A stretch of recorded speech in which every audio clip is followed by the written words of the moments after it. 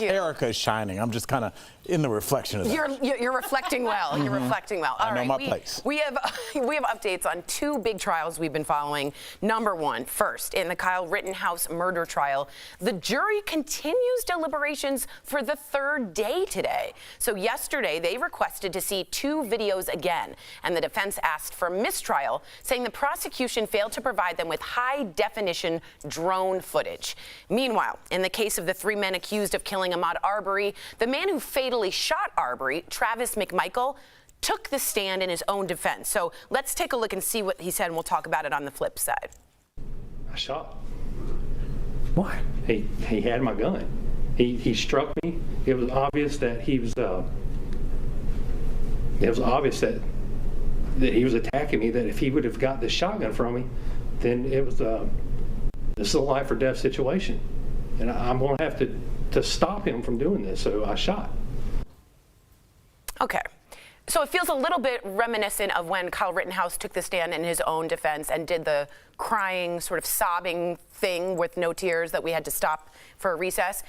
Does it work here? I was going to say it sounds reminiscent of the Trayvon Martin defense. You know, there was a gun that I brought to the situation. I was worried about it being wrestled from me, and I ended up having to use it. That's what made me think of, that's what I was thinking about, Erica. They got to say something. I know they have to say something, but it's like, I mean,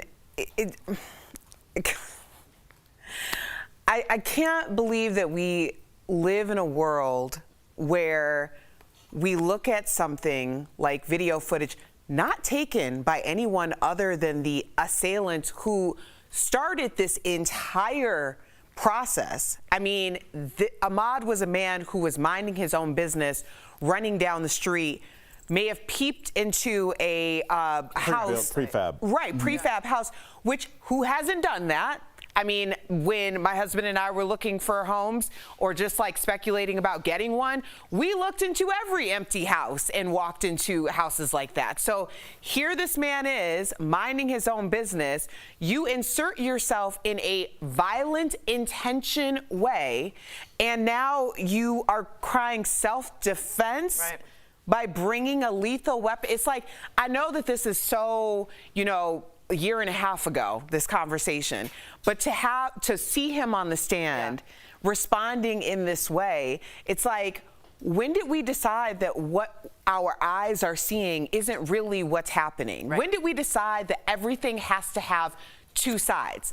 Everything doesn't have two sides, and I'm sick of having to walk this line for everything to have two sides. It's like there's sense and there's nonsense. There's truth and there's fabrication. Right. There's like complete chaos, and then there's a sense of truth and peace. Right. Like, why is everything up for debate? It's not up for debate. That's why I say 2 + 2 is 4. Not, yeah, I mean, not and don't forget, Erica, the reason we're even having this conversation is because they released the tape that they had, because they were just sitting on it, using it as murder porn. I'm assuming. Murder porn. Say it again. They gave it away. This was just gonna be out in the ether. This was just gonna be a thing.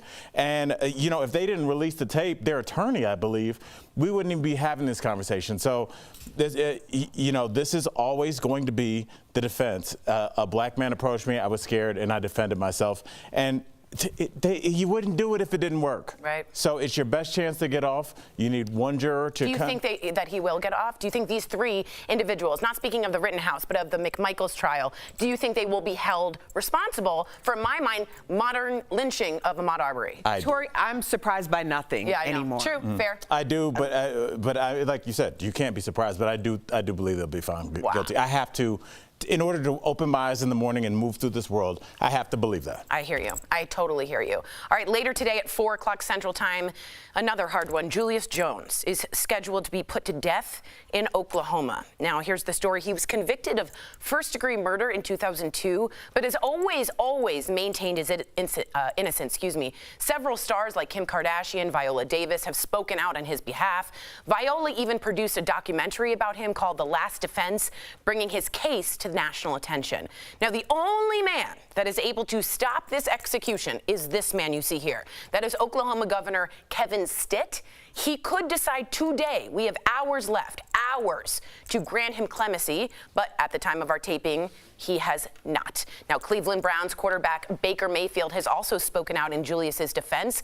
He had this message for the governor yesterday. Watch.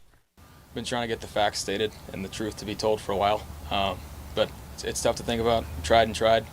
It's a shame that it's gotten this far. We're 24 hours away.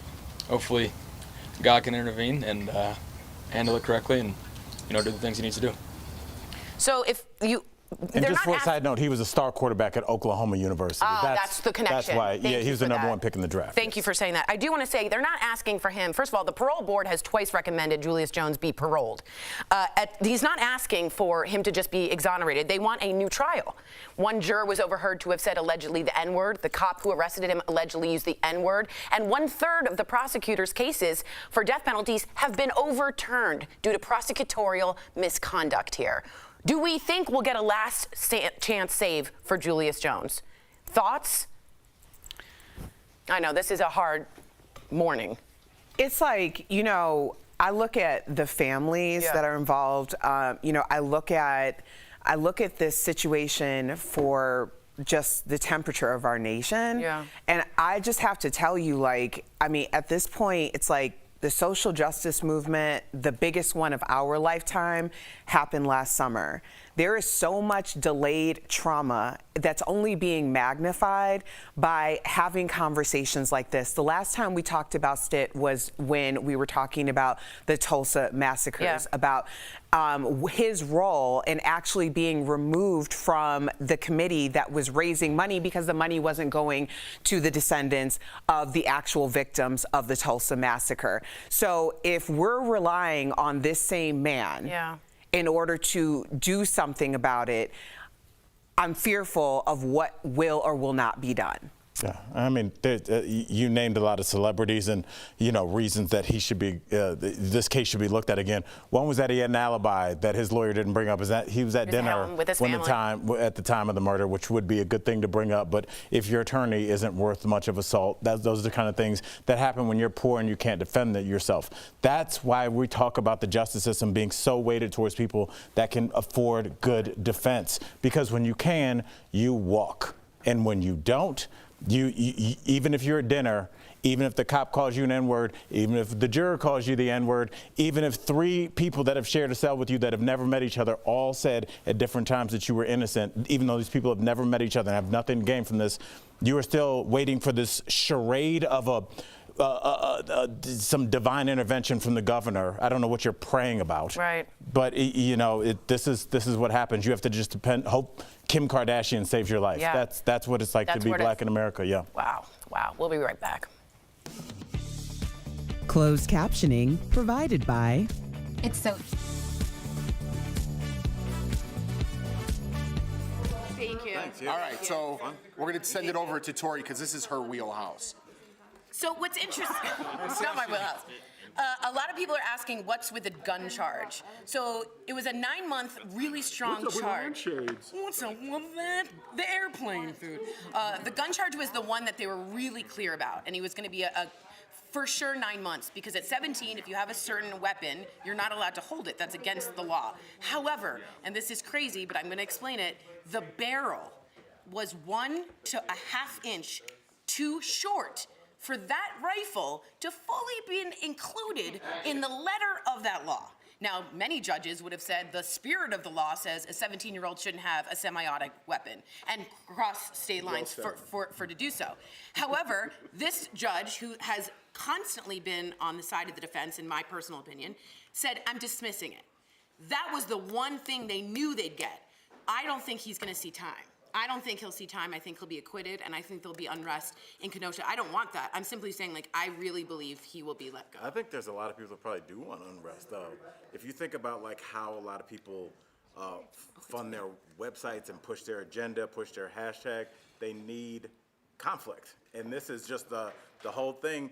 Kyle Rittenhouse, if he is found innocent, will then be the face of, this is our youth He's the that's martyr. being persecuted Yeah. by the Antifa left. and it is. I mean, if you own a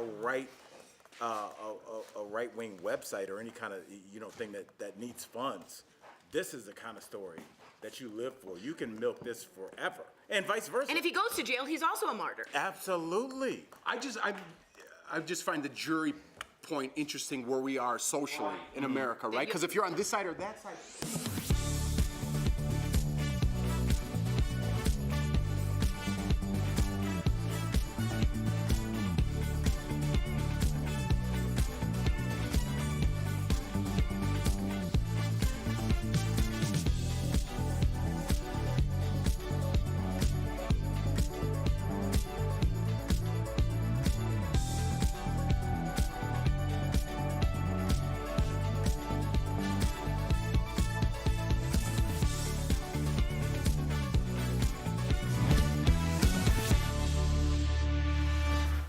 Welcome back to DBL. Let's take a breath. We are switching gears here, so take a moment with us.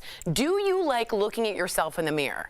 Be serious. Do you find it helps to motivate you to make healthier choices? Well, there's new research that found out overweight people looking in the mirror can encourage them to engage in more healthy activities. So seeing those love handles and unflattering bulges can motivate people to change their eating and exercising habits. They also found that putting mirrors in cafeterias resulted in people choosing healthier food options.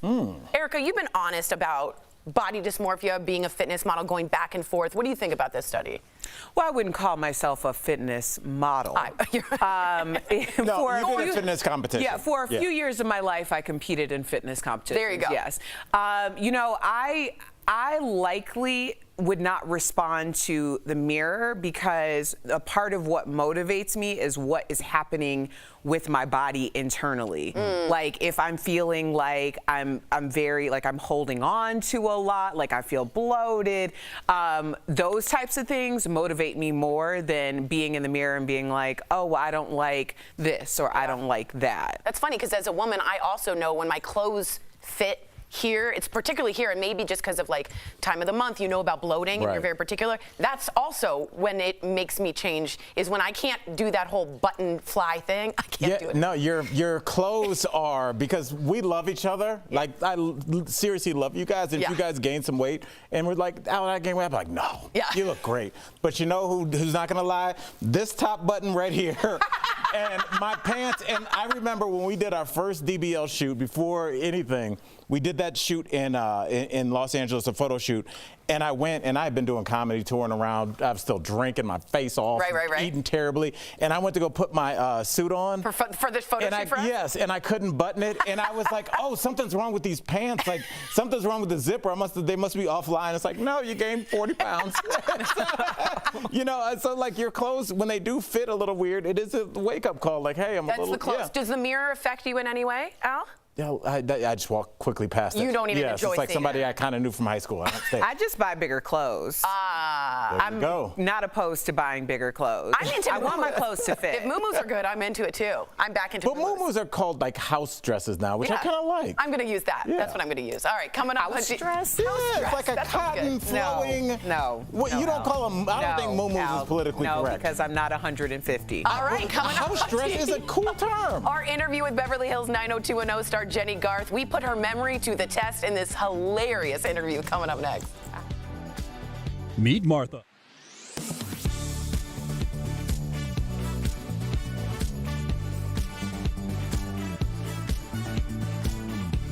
It's no secret, you're paying more at the grocery store for everyday items. But exactly how much is a big point of discussion on social media. Take this video on Twitter from CNN with more than 5 million views, where a family of 9 claims the price of milk is up 40%. So, let's verify. Did the nationwide average price of a gallon of milk go up 40% this year? Our sources are the Center for Dairy Excellence and the Bureau of Labor Statistics. Earlier this year, the family says they were paying $1.99 for a gallon of milk, and the current price is $2.79. But the Bureau of Labor Statistics says the cheaper price was far below average. That just doesn't accord either with our data or certainly with my personal experience. I think I'd have to go back a long time to think of a gallon of milk below $2. The BLS tracks the national average of several grocery staples and says in September 2020, milk was $3.45 a gallon. A year later, the price was $3.59, an increase of 4%. That segment sort of made it sound like inflation was driving that solely responsible for driving the cost of that increase, and that's simply not true. The Center for Dairy Excellence says everything from freight to processing to packaging and even a retailer markup all contribute to the increase. Meanwhile, the CDE says the price farmers actually get for their milk has remained steady over the last year at $1.56 a gallon. So it's false that the nationwide average price of a gallon of milk is up 40% this year. The CDE recommends shoppers watch for deals because some retailers are starting to take a lower cut from milk sales just to keep shoppers coming through the doors. With your Verify, I'm Brandon Lewis.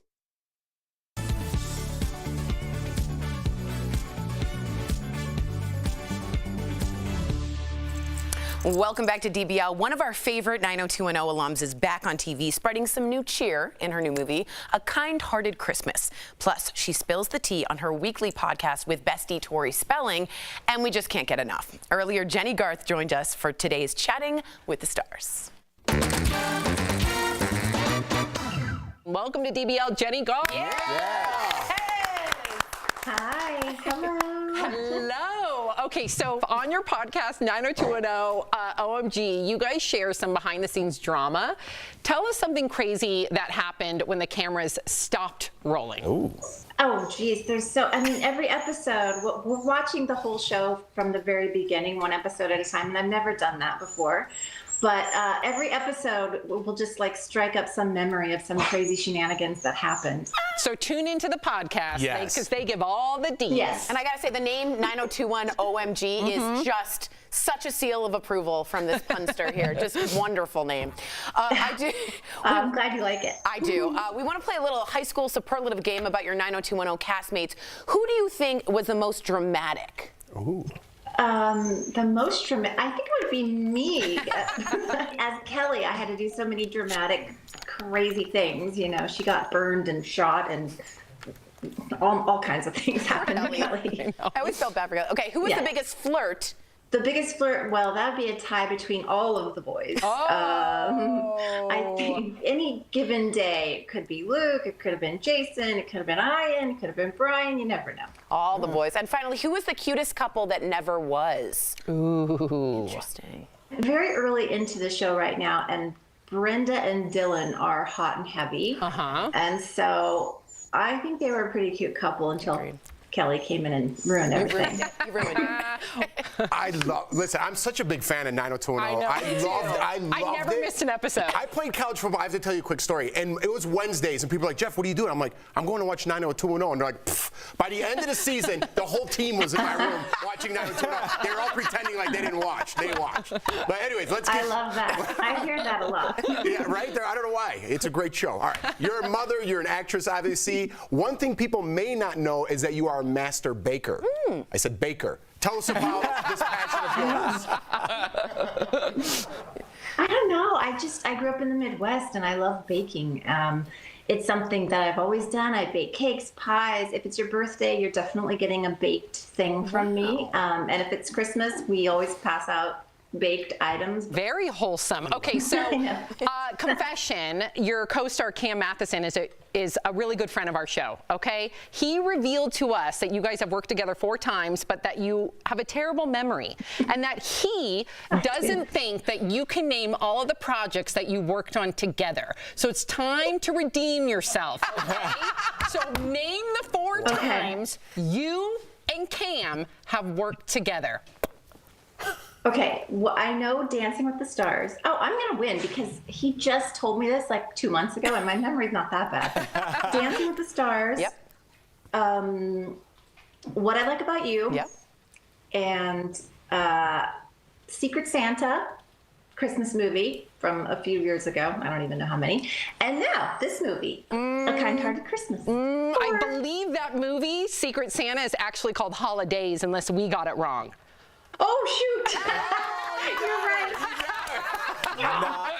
I'm giving her the win on that one because we put her on the spot. No, you're not going to give her the win. I give her the win on that one. You did a little bit. Cam's going to have a problem with that, but okay, all right, go ahead. And maybe she just interpreted that as the how, So I'm with you, Jenny. All right, now. You're right, though. It was holidays. I remember it well now. Well, let's get to your movie. Sam loves holiday movies, as do I. I don't miss. Please, what about Big Jeff? Yeah, Jeff too. You have to tell us about A Kind-Hearted Christmas. Tell us what we're going to be in for. Well, unfortunately, our tour van already left for the morning. Oh, that's okay. I'm more of a walking tour kind of guy anyway. Well, I'm glad that you two love Christmas movies because I start watching them right after Halloween and I can't stop. They're just like always on the TV in the background. But so I was really excited to get the opportunity to do one this year. I hadn't done one in a few years. And it just felt like a really good use of time to like bring joy and just comfort into people's homes and something I want to watch. So this is a great movie about a woman who is trying to keep her late husband's Christmas spirit alive anonymously in her cute little town. And of course, that is sort of interrupted by the handsome journalist that comes in to sort of break the story. I love it. I cannot wait. We all need this. A Kind-Hearted Christmas premieres November 20th on GAC Family. We cannot wait. Thank you so much for chatting with us, Jenny. We adore you. Happy holidays. We'll be right back. Thanks, Jenny. Thank you, Jenny. You too. Bye, guys. Thank you. Promotional consideration is brought to you by... Are you...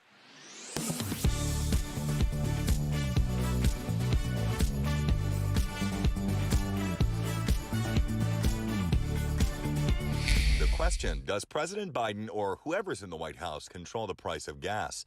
Our sources, the official White House Twitter account, the U.S. Energy Information Administration, and Patrick DeHaan, head of petroleum analysis for Gas Buddy. I think as Americans, whenever we see high gas prices, this is just an expected sign. The problem is that there's been volatility in the price of oil. Check out this line graph where it records peaks under each of the last 4 U.S. administrations on a roller coaster ride that's seen it hovering near or blowing past $3 a gallon no matter who was commander-in-chief. This is a global phenomenon.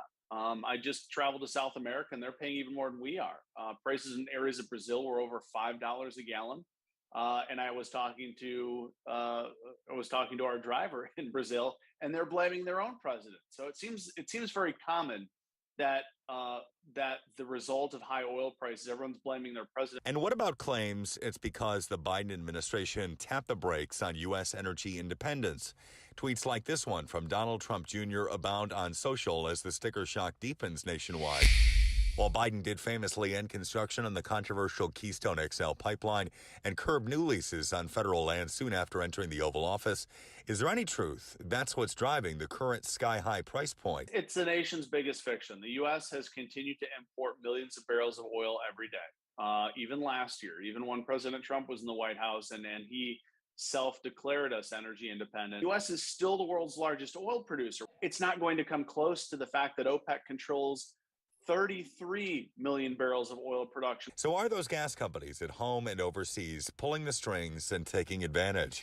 In the president's letter to the chair of the Federal Trade Commission, he mentions, quote, mounting evidence of anti-consumer behavior. Was COVID. Demand plummeted 60%. That pushed oil prices negative. If suddenly nobody wanted an iPhone, Apple doesn't just continue producing millions of iPhones. They stop production. That's what oil companies did. So we can verify, no, the president doesn't directly control what you pay at the pump. Did Biden end so-called U.S. energy independence? That also gets a no. And is there any evidence of gas companies price gouging? The experts say no, but until the FTC responds, we'll have to give that an unclear for now. From self-checkout to long wait times, it seems like customer service is the latest victim of the pandemic. It's being called skimflation. You pay the same price at checkout but get less customer service for your purchase. In reality, it means longer lines at checkout, fewer people in call centers to answer your questions, and generally more work for you the next time you go shopping. Companies are having trouble sourcing and shipping their products and finding employees willing to work for the wages they used to pay. All that's on top of rising inflation that's cutting into profits. So companies are skimping on the customer experience to keep prices steady. That's not to say all stores are taking these steps, but if you expect to be pampered before and after your purchase, be prepared to pay a little extra.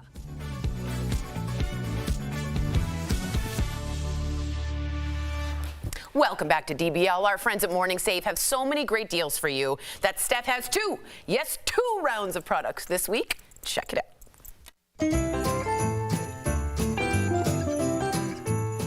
What do you have for us today, Steph? First up, we've got Bib Home 8-piece all-season comforter set, which includes sheets.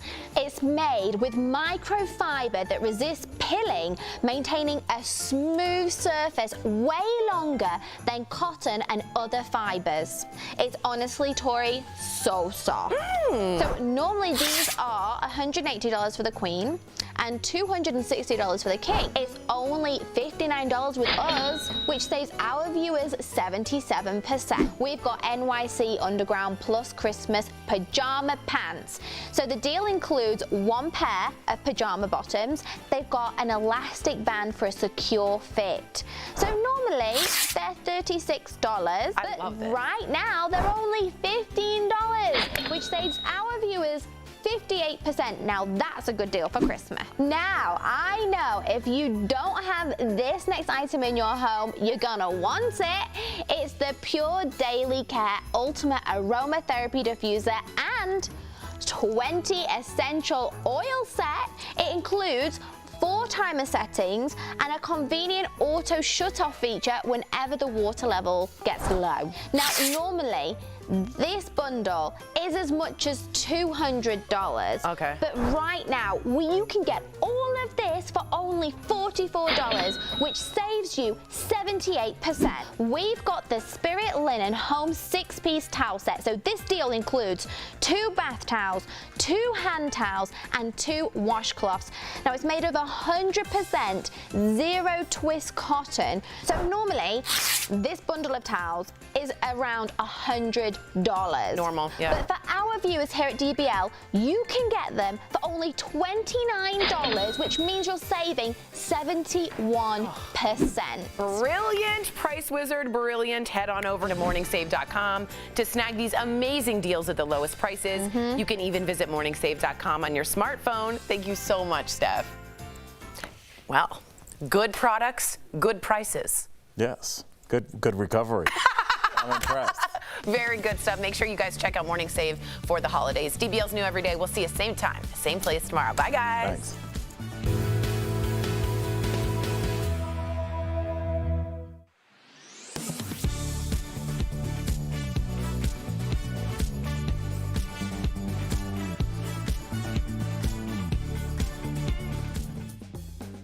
Time blocking, a methodical scheduling technique, is blowing up on TikTok.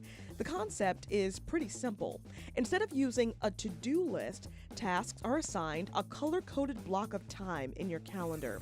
The idea isn't exactly new, but experts say this tactic, if done correctly, can be helpful for anyone who constantly feels burnt out. Experts say there are a few keys to making it work. First, don't schedule every minute of the day. A constant string of tasks will leave you even more burnt out and less likely to stick to your schedule. Next, schedule tasks for longer than you think they'll take. If you schedule something for an hour and it only takes 30 minutes, that's a relief and you've got a little extra time for you. The key is starting small and figuring out what works for you. Even a small improvement to your productivity is better than nothing. A new study in the European Heart Journal says the ideal bedtime is between 10 and 11 p.m. People who normally went to bed during that window had the lowest risk for heart disease. Even shifting your schedule by a couple of hours could have serious consequences. People who went to bed after midnight saw a 25% higher risk for heart disease. And it's not just night owls. Even going to bed earlier than 10 p.m. can put you at greater risk. So why is 10 p.m. the perfect bedtime? Researchers are still trying to figure that out for sure, but they think it has something to do with your circadian rhythm. Our bodies are Talking about today on Daily Blast Live. An Oklahoma man is scheduled to be executed today, but many are saying he didn't do the crime. Hear why Kim Kardashian and other celebrities are pleading for his life.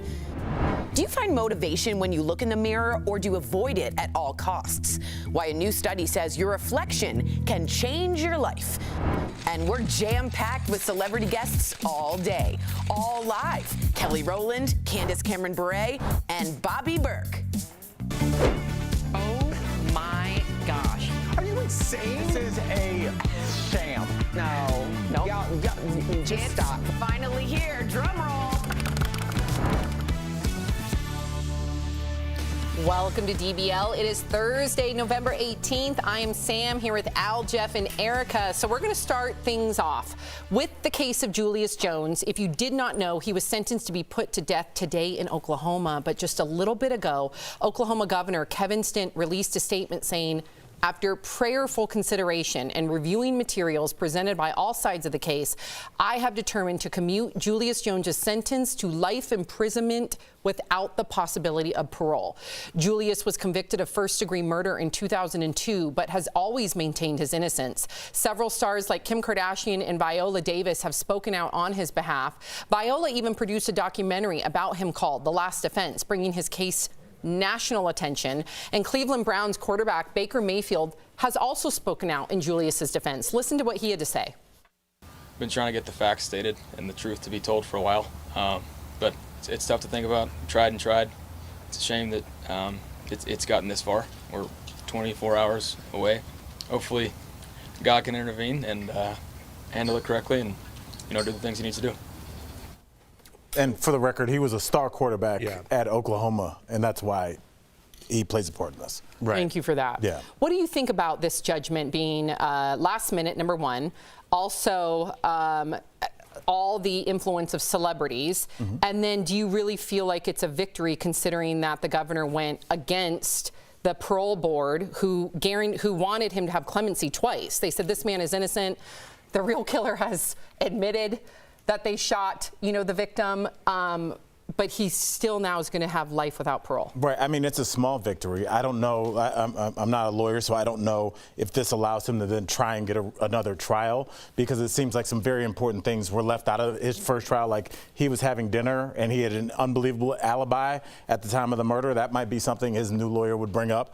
But I do look at this as a small victory, because we'd be having a much different segment right now had he been still on schedule to be put to death. So in order for my mental health to carry forward, I am going to say that this is a small victory. It's not the victory, but we're not talking about somebody who's clearly at least deserves another trial, if it's not completely exonerated. I don't want to gloss over what you said about in order for your mental health, and I think everybody should be taking a mental health check if this is triggering to you based on the person that you are, the people that you love, and the experience that you are having in this country. When you brought up the fact that the Board of Pardon and Parole said twice that the idea, first of all, ignored it, gave him life without parole. Yes, we can say at least he lives to see the ability to possibly see justice. The idea that we have all of this information, we have all of this evidence that exonerates this man, and he was nearly put to death, which is just, cruel and unusual punishment on top of cruel and unusual punishment. But I see this move as trying to ride the line for Stitt. The other time that we talked about him, the other time we talked about him this year was on the commemoration of Tulsa. This is a man, a public official, who does one thing, like, yes, we'll do this board in order to generate all of these funds, the funds that didn't even go to the descendants of the victims of the Tulsa massacre, and he was removed from said board because of that. So he plays both sides, and that's what he's doing in this situation, because if he were truly acting in the interest of justice, he would have listened to his own board. What do you think about the celebrities being involved? Do you think in today's day and age, if a celebrity speaks out like Kim Kardashian, that's going to have more influence than your public constituents? Yeah, anything to get eyeballs on it, right? That's it, The more eyeballs, the more what happens into the case. But that could go either way. Listen, this guy was supposed to be dead. Yeah. He threw a Hail Mary. Luckily, Viola Davis jumped on board, wrote a movie about it. I'm surprised it got this far after what she did. And then Kim Kardashian jumps on board. Now people have to listen. You have to listen to this story. They did. I still am a little confused, though. If they let him go, or not let him go, got him off of death row, why don't they give him another trial? I don't To Erica's understand point, that. I think the governor's trying to appease both sides. Right. Like, let me just save this man's life because I have all these eyeballs looking at me in the court of public opinion. But at the same time, I'm going to, But at the same time, Sam, he has to worry about who votes for him. And a lot of people that vote for him do not want to see a black man walk free. In jail. Sam. But that's why I'm against the death penalty. And I know we've had that conversation, because if somebody ever hurt my kids, I would want them put to death. I would. I'm keeping it 100. But in the grand scheme of things, as a constituent, I got to be real careful if I'm going to vote against the death penalty, which I have before in California as a voter there. It's because of situations like this. Right. I mean, but if you completely exonerate a black man, as the governor of Oklahoma, a person that is accused of killing a white man in cold blood. But the other person admitted it. But Sam, you're talking about facts and nuance. Your voting base might not care. We've seen about some of the things people vote on. And all they're going to read from your opponent is this guy that I'm running against, let a black man that murdered a white person walk free. Anything else you have to say after that is inconsequential, and that's what he's thinking about. The only reason we're really probably having this conversation is because Baker Mayfield, who's one of the most famous people alive from Oklahoma, said something about it. So, I mean, it took a miracle, and that's why it's so scary to be a black person in the United States, because if you're accused, unless Beyonce, Kim, and Obama come out in a mass tweet, you have no chance, and even then.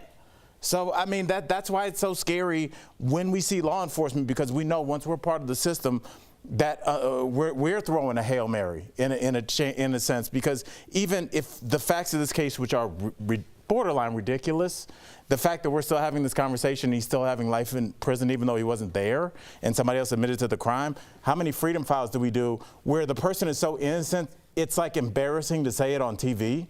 Like, I'm embarrassed to cover this because it's such and they're mostly people of an color. indictment of our legal system. Yeah, but the freedom files have Hispanic, white women just throwing people away because they're too poor to defend themselves. Right. So that's why people do whatever they need to do to get money, because it'll save your life.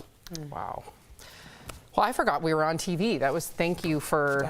I was a really Blabbermouth Jackson over here. No, thank you for your truth. We all appreciate it. We'll be right back. Closed captioning provided by. It's so.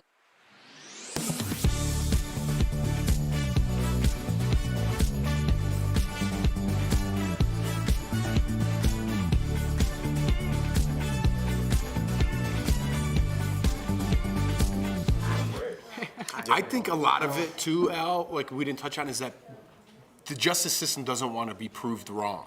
They don't want to go back and retroactively say, man, we got this wrong, and this one wrong, and that one wrong, and you know what? These last 50 wrong, 100. They don't want to do that. So they have to have Pandora's box. Mhm. That's the issue. When you talk about. But you got to get it right at some point. But here's the thing, especially when you're talking about a system that has been fundamentally rooted in racism from the very beginning. If you start to admit that this was done with racist intent, you start to admit that this person was railroaded, well, who's the next person that got railroaded? Who is the next person? Because you know that there is a long history. So it's like, When do we stop down and just dismantle? Because that's what no one wants to do. That's what the fear is, that the system needs to be dismantled. The system does need to be dismantled. It needs to be reconstructed and founded on the actual tenets for which it was supposed to be founded upon.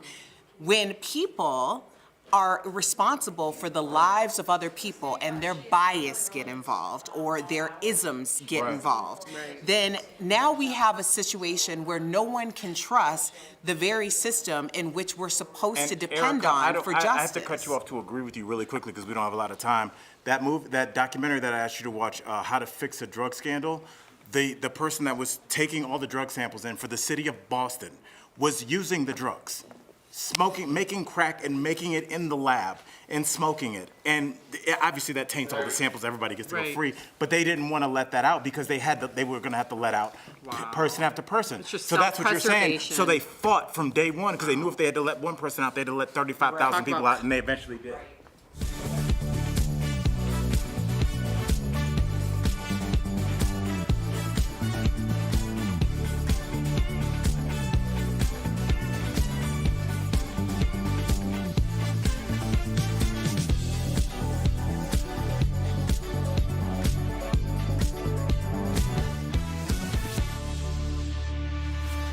Welcome back to DBL. We're going to switch gears here. So do you guys like looking at yourself in the mirror? Do you find it helps motivate you to make healthier choices? Well, we got a new survey. I know you love surveys, Jeff, but there is new research that has found that for... Is that me? No. That found that for overweight people, looking in the mirror can encourage them to engage in more healthy activities. Seeing unflattering body parts can motivate people to change their eating and exercising habits. They also found putting mirrors in cafeterias resulted in people choosing healthier food options. So let's just think about this generally speaking too. Does looking in the mirror, whether you feel your best or your worst, does it motivate you or not? For me, it's motivating. Always. I like to face my fears, life, everything right in the mirror. I don't like to point fingers. I like to look at myself and be like, you're disgusting. You say that to yourself? Yes, and I'm like, you better get up and do something about it if you don't like it. I don't blame anybody else. Sometimes I walk by, I know exactly. I walk by my mirror to go to the closet, I have my shorts on, and my underwear is kind of folded over because my back fat is. I'm like, you make me sick, we're working out today. And I keep walking, and then I go to the gym. Yeah, that's what motivates. You're channeling your old football coach. Yeah. Or just the demons inside. For me, it's the photographs. I don't know about it, because when you take your own photographs, you're like, oh, okay, let me get my chin, get the angle. You know Sam's angle, you know Jeff and Erica's angle. But like when somebody else is taking a picture, my ex-wife took a picture of me and my son walking towards the beach hand in hand, which should have been a beautiful, but it was from the back. And it just looked like SpongeBob's friend, whichever one that was walking him. Yeah, just a silhouette. And I started working out because even though that picture is like heartwarming, I was like, oh my goodness. Okay, so it motivated you. I should have been coming out of the I feel sad for y'all at this point. I mean, I understand it because, I did the whole fitness competition circuit thing or whatever. There was a time in my life where I was very, very critical of the way that I looked. Now, the mirror does not affect me. It's how I feel that affects me. And in fact, I have been through, 4 different sizes since we started this show. And I started to understand how to dress myself at every size, how to accentuate the things that I was hoping for 4 sizes ago that now I have, and I'm celebrating it. So, the idea of just first of all, you're not always going to be generally the same size your entire life. I think that when you start to get more about what it feels like as opposed to what it looks like, then you have a real chance at being happy with yourself regardless. That is a What about you, Sammy? Does the mirror do it for you? I used to be really mean to myself in the mirror, but it did not motivate me. It made me feel really crappy. So now I actually say out loud affirmations to the miror. That's great. And I'll have Sophie do it too. We'll say, I am beautiful, I am kind, I am brave. I'm insane. That was a beautiful moment, and you took it, and I love you for it. I actually make Sophie do this in front of the mirror. We go, I am strong. Ew, I think that's cute. Okay, I heard that. I don't know what you're going to say. That's very strange. I don't know. I was trying to be nice, but that's very strange. Ignore him because I fully saw Sophie with a whole cape because sis can wear a cape, okay? Yes, she can. So I could see her saying, I am strong. She is a superhero. That's for damn straight, right? I love you She's so got much. a Grammy, a lifetime bond with Beyonce, and a new movie. Kelly Rowland is here live. Don't go away. There she is. We're back in 2 minutes. Meet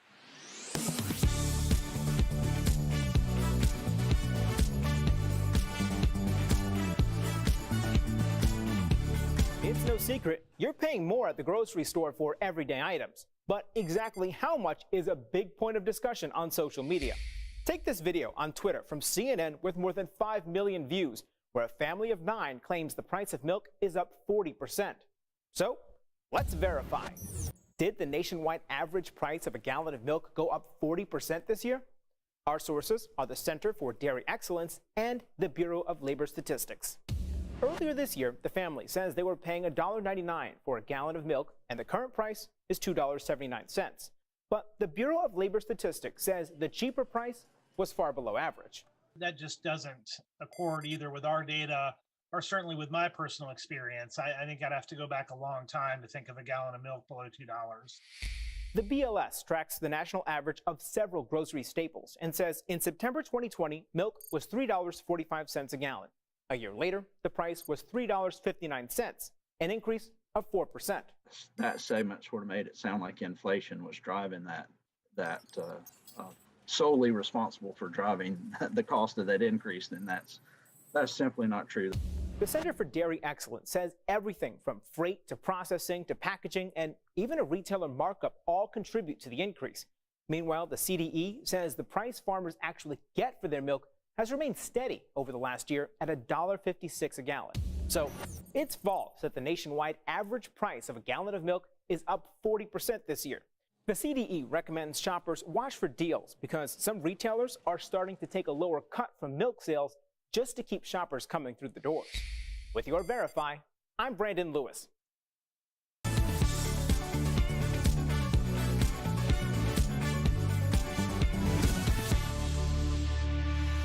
I want our Christmas to be just like this. Peaceful and relaxed. We're here. The holidays can start now. Oh, chaos. Welcome back to DBL. She is a Grammy Award winner, a member of one of the most successful girl groups of all time, Destiny's Child, of course. And she's here to get us in the holiday spirit with her new Lifetime movie. Welcome, Kelly Rowland. Yes. Hey. So we heard that you were listening to our last block. So what do you think, Kelly, of mirror motivation? Does it motivate you or does it make you feel negative? Oh, no, it definitely motivates me. I think that it's important to always talk to yourself. I actually started that with my, oh my God, how old is Ty now? He's 7. With my 7-year-old, but we started when he was 5. I would write on his mirror, I am strong. I am a Black boy. I have joy. I am great. I make great decisions. I am brave. Yes. Like, I think that when you start your day off like that, it's a conditioning. And when you can say it to yourself, it's even more empowering. Because then if someone says something that's completely opposite of what you're telling yourself, hopefully it repels and it doesn't stick. Can I take a moment to look at the 2 boys that laughed at me for saying affirmations with my child in the mirror? As soon as she said that, I was like, oh no. And then Kelly does that with her child. So Oh, now no. how do y'all feel? I'm going to be I'm going to say that I was wrong, and I Okay. take it back. Thank you, Kelly. Kelly has spoken. I'm just going to move this along because we're running out of time. So Kelly, let's talk about your babies because you do have 2 little ones. Do you think that they are destined to follow in your footsteps? Ooh. You know what? I want them to do whatever they want to do as far as goals and, making this just a decision to be good people, to be ones that are honest and have integrity. That's all I care about, and an awareness of self. I have this thing about being a parent where I don't want the world to tell my kids who they are. Beautiful. I love it. And Kelly, I'm a parent of 2 little boys as well as you are.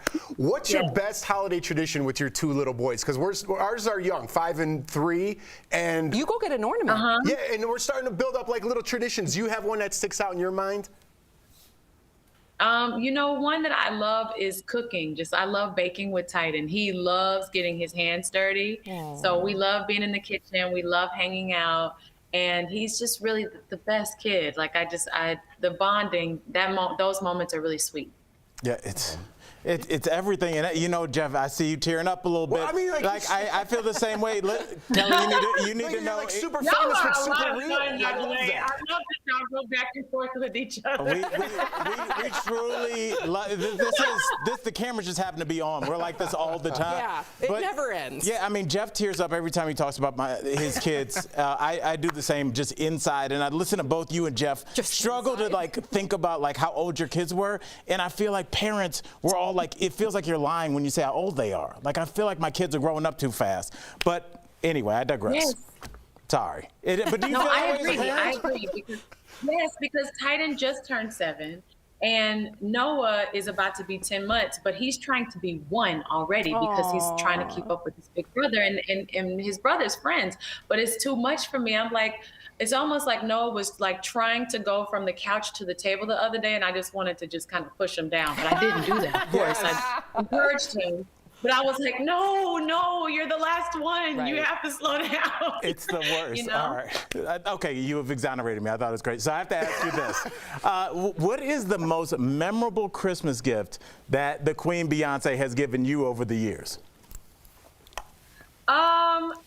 I don't know. I know one that my husband gave me last year. He actually took my son into the studio and recorded a song that my mother used to sing to me, which was I Love You. And I was already pregnant and emotional, but I have never cried that much, I think. And it was so many tears. And then another thing Titan did was say that he made a card for me and said that he wanted us to have our last date together of just him and I, and him being the only child. Lost it. Wow. Lost it. So that really made me boo-hoo. And that was something that meant a lot to him. Yeah.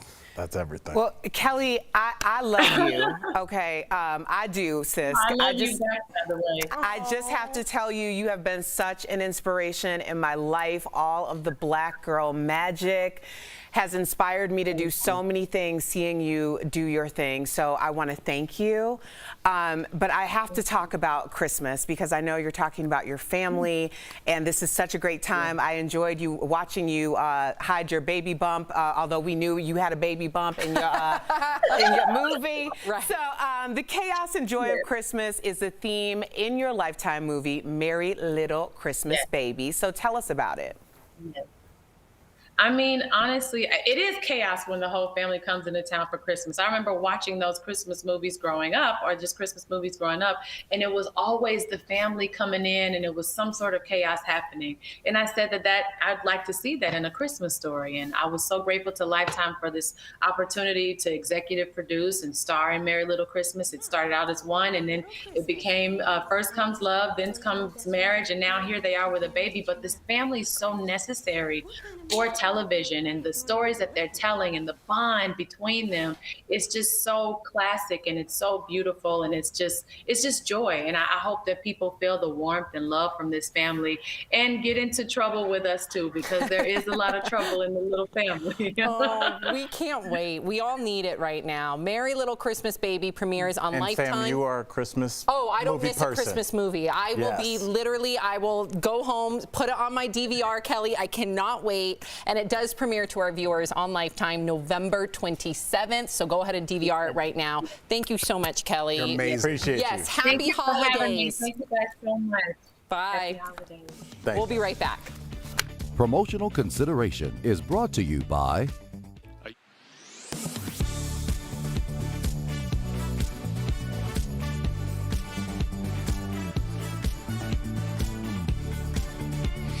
Question: does President Biden or whoever's in the White House control the price of gas? Our sources: the official White House Twitter account, the U.S. Energy Information Administration, and Patrick DeHaan, head of petroleum analysis for Gas Buddy. I think as Americans, whenever we see high gas prices, this is just an expected sign. The problem is that there's been volatility in the price of oil. Check out this line graph where it records peaks under each of the last 4 U.S. administrations on a roller coaster ride that's seen it hovering near or blowing past $3 a gallon no matter who was commander-in-chief. This is a global phenomenon. I just traveled to South America, and they're paying even more than we are. Prices in areas of Brazil were over $5 a gallon. And I was talking to our driver in Brazil, and they're blaming their own president. So it seems very common that that the result of high oil prices, everyone's blaming their president. And what about claims it's because the Biden administration tapped the brakes on U.S. energy independence? Tweets like this one from Donald Trump Jr. abound on social as the sticker shock deepens nationwide.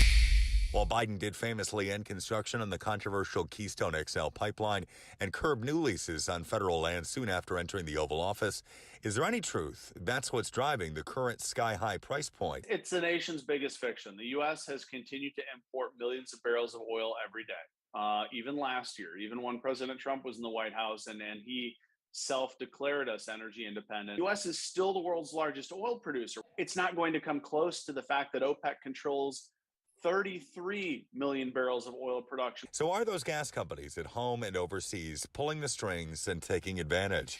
In the president's letter to the chair of the Federal Trade Commission, he mentions, quote, mounting evidence of anti-consumer behavior. Was COVID. Demand plummeted 60%. That pushed oil prices negative. If suddenly nobody wanted an iPhone, Apple doesn't just continue producing millions of iPhones, they stop production. That's what oil companies did. So we can verify, no, the president doesn't directly control what you pay at the pump. Did Biden end so-called U.S. energy independence? That also gets a no. And is there any evidence of gas companies price gouging? The experts say no, but until the FTC responds, we'll have to give that an unclear for now. From self-checkout to long wait times, it seems like customer service is the latest victim of the pandemic. It's being called skimflation. You pay the same price at checkout but get less customer service for your purchase. In reality, it means longer lines at checkout, fewer people in call centers to answer your questions, and generally more work for you the next time you go shopping. Companies are having trouble sourcing and shipping their products and finding employees willing to work for the wages they used to pay.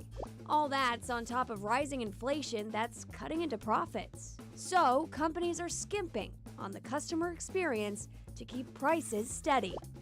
That's not to say all stores are taking these steps, but if you expect to be pampered before and after your purchase, be prepared to pay a little extra. Tomorrow on DBL, who are you going to call? How about original Ghostbuster Ernie Hudson? He'll be here live talking all about the new Ghostbusters movie. Plus, Marie Osmond will also be here live to tell us about her festive new Christmas tour. Don't miss Ernie and Marie Friday on DBL. Welcome back to DBL. We're getting a lot of comments about Kelly. Yes. Lori says, love, love, love Kelly Rowland. Wow, she seems so down to earth. She really does. That's what Jeff, yeah. I thought I was going to bust into like, Kelly, I love you. You should have. That would have been amazing. I'm so professional. And then mirror motivation. Carolyn says, I agree with Sam. Mirror affirmations really work. Yep. But what about negative affirmations too? I don't do the net. I can't. There aren't negative affirmations. Yeah, that is. Jeff on that If you're one. leaving us, you can Why? watch the second half of the show online. Watch on YouTube, dailyblastlive.com, or our DBL mobile app. But if you're sticking around, I'm sticking around. Here's what's coming up. leaving. Bobby Berk is making Yay. headlines today after his big reveal on The Masked Singer. We're asking him all about it live. But first, we're chatting with Candace Cameron Bure ahead of her 10th Hallmark movie. Don't go anywhere.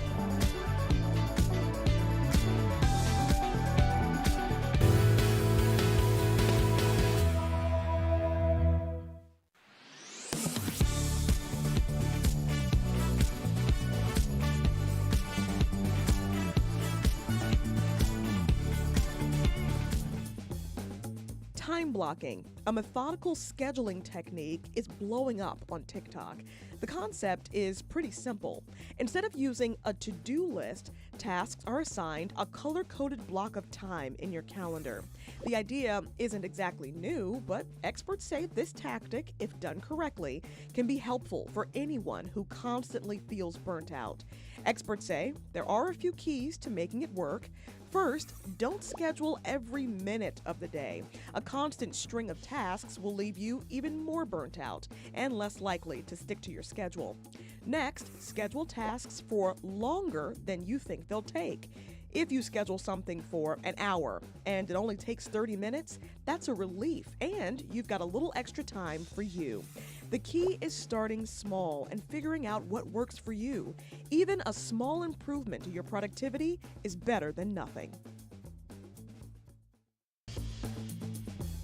A new study in the European Heart Journal says the ideal bedtime is between 10 and 11 p.m. People who normally went to bed during that window had the lowest risk for heart disease. Even shifting your schedule by a couple of hours could have serious consequences. People who went to bed after midnight saw a 25% higher risk for heart disease. And it's not just night owls. Even going to bed earlier than 10 p.m. can put you at greater risk. So why is 10 p.m. the perfect bedtime? Researchers are still trying to figure that out for sure, but they think it has something to do with your circadian rhythm. Our bodies are naturally inclined to function during certain hours, and disrupting that can have negative effects on your health.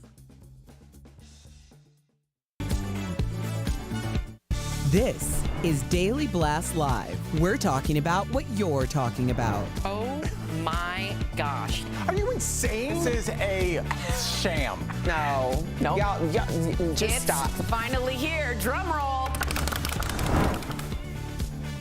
Welcome back to DBL. So our next guest has a superpower for transforming lives and living spaces. You may know him best from Queer Eye, but now he's hosting Netflix's Blown Away Christmas. Please welcome Bobby Berk.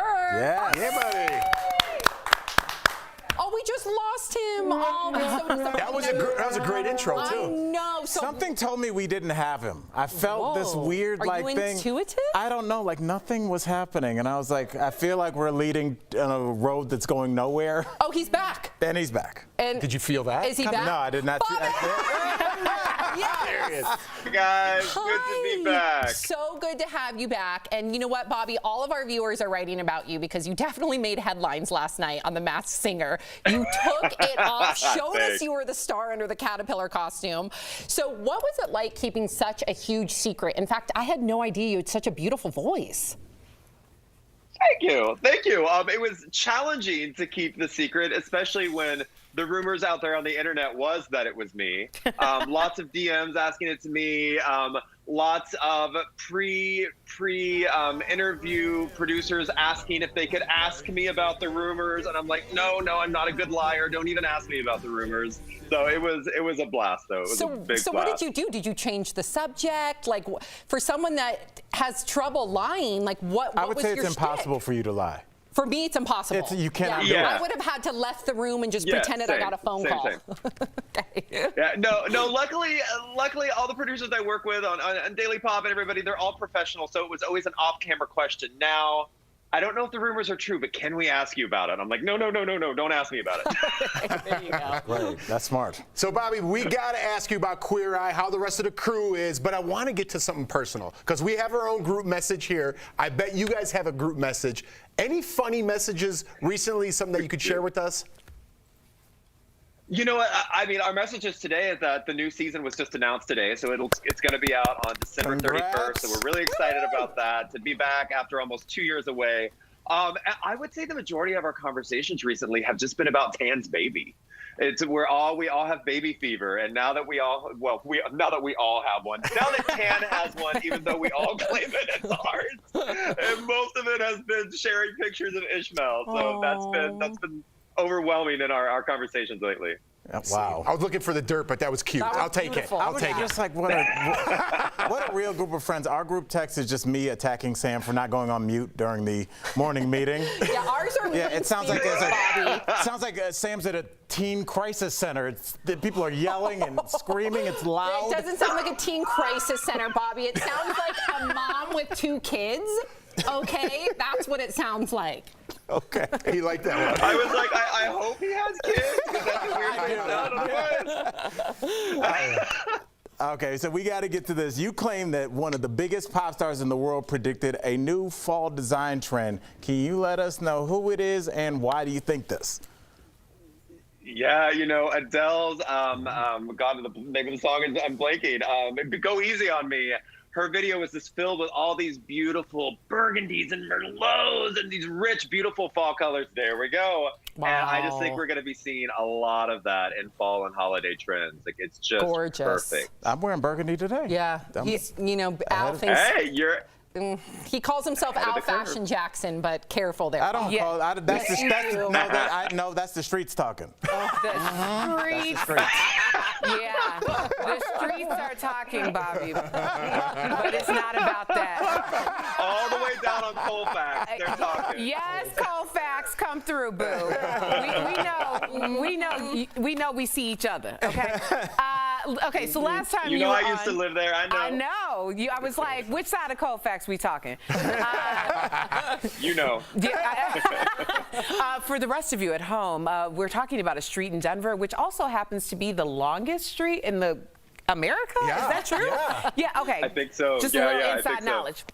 Okay, so last time you were on, we talked splurging on holiday decor. We need to know what you're splurging on this year since we have a little bit, just a little bit more normalcy. A little bit of more normalcy. So for me, since this is the first time in 2 years I'm able to have friends and family over for the holidays, I really want everybody to feel special. So I'm personalizing everything. So instead of just little name placeholders, I'm actually putting their names on a customized plate and a customized wine glass that they can then take. I'm also doing totes with their name, and if we have like a favorite little saying between the two of us with a saying on it, so we can put goodies in and they can take leftovers home. So I kind of went crazy on Shutterfly personalizing everything for the holidays because I want everybody to feel extra special. Yes, and Bobby, I have to tell you, it's those types of like monograms and personalizations that get me more than anything. Little blankets with photos. Remember, Erica had the party. Bobby, Erica had a party at our house, and she gave us all keys with different words for our personalities on there. Remember, I still have my key. That meant a lot, like truly. You gave everyone keys to your house? Yeah, I gave them keys to my house. It was called the Giving Key, and apparently I'm like Mother Teresa over here. And also, when I was little, my family, we used to make these little ornaments out of like ball jar lids, and we'd put pictures in them of our family that year, and we'd send them to like our aunts and uncles and grandparents. But this year, I'm actually doing pretty ones from Shutterfly with pictures of my friends or family and sending those to all my aunts and uncles and cousins and siblings. You're winning Christmas this year, that's for sure. Okay, so we got to talk about your new show because I cannot wait. It is called Blown Away. But before you became the host, did you hear about it? I mean, you do work on Netflix. Did you want to be a part of the show? How did it all come about? The funny thing is, so this show came on season 1 when we were in Philadelphia filming Queer Eye season 5. And it was my day off. I was sitting at home. I was reading emails or Instagram or something.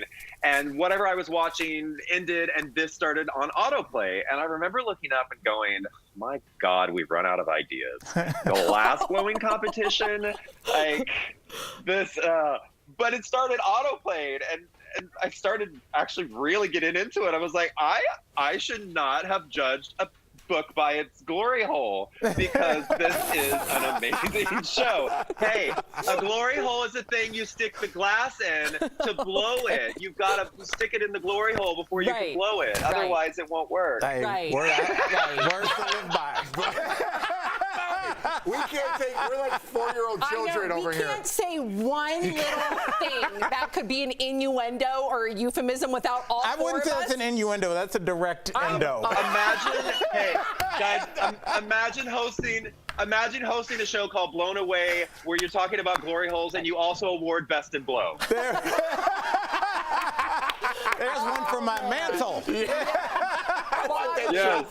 Yes. So I started talking about how much I loved it, and so Netflix is like, hey, do you want to come be a guest judge in season 2? And I was like, absolutely. And then after that, they're like, we loved what you did with it. Do you want to come host a holiday special that we're doing? And I'm like, absolutely. So I went up to outside of Toronto this year and we filmed it, and it was so much fun. And this season we brought back some of the favorites from season 1 and 2, and it's all holiday themed. So it's about holiday ornaments and realistic food, glass-made food, you know what I'm saying? glass that looked like real food. And stories from all the contestants' childhood. It's a really cool season. I can't wait. Congratulations. We're so proud of you, Bobby. You're killing the game. DBL Nation, you can stream Blown Away Christmas on Netflix starting on November 19th. Happy holidays, Bobby. We hope to see you soon. We'll be right back. Bye, guys. See you soon. Closed captioning provided by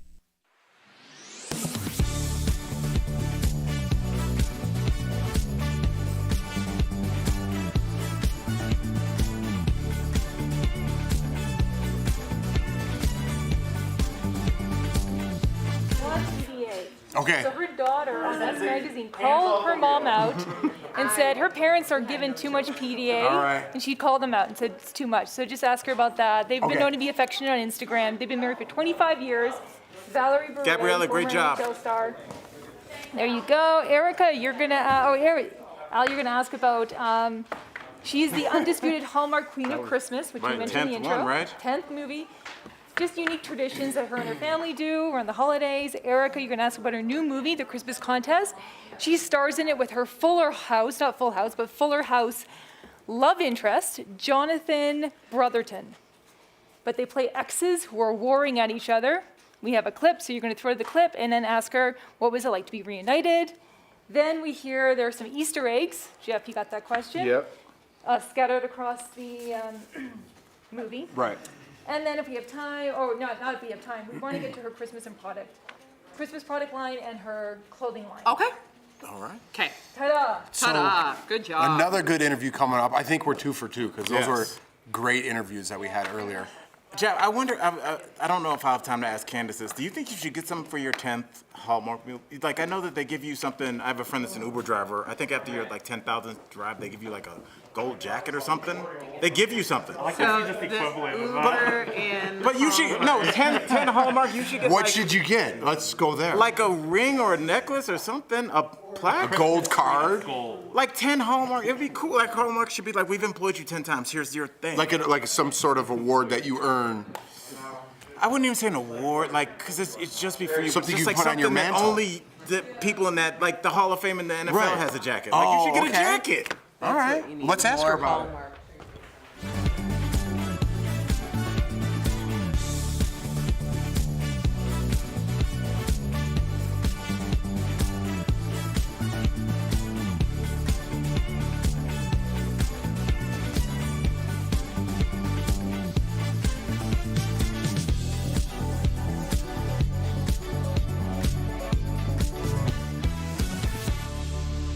Wow. Welcome to DBL. She is known from her role as DJ Tanner on Full House and Fuller House. Now, the Queen of Christmas is back with her 10th Hallmark Christmas movie. Can you believe it? Candace Cameron Bure joins us live.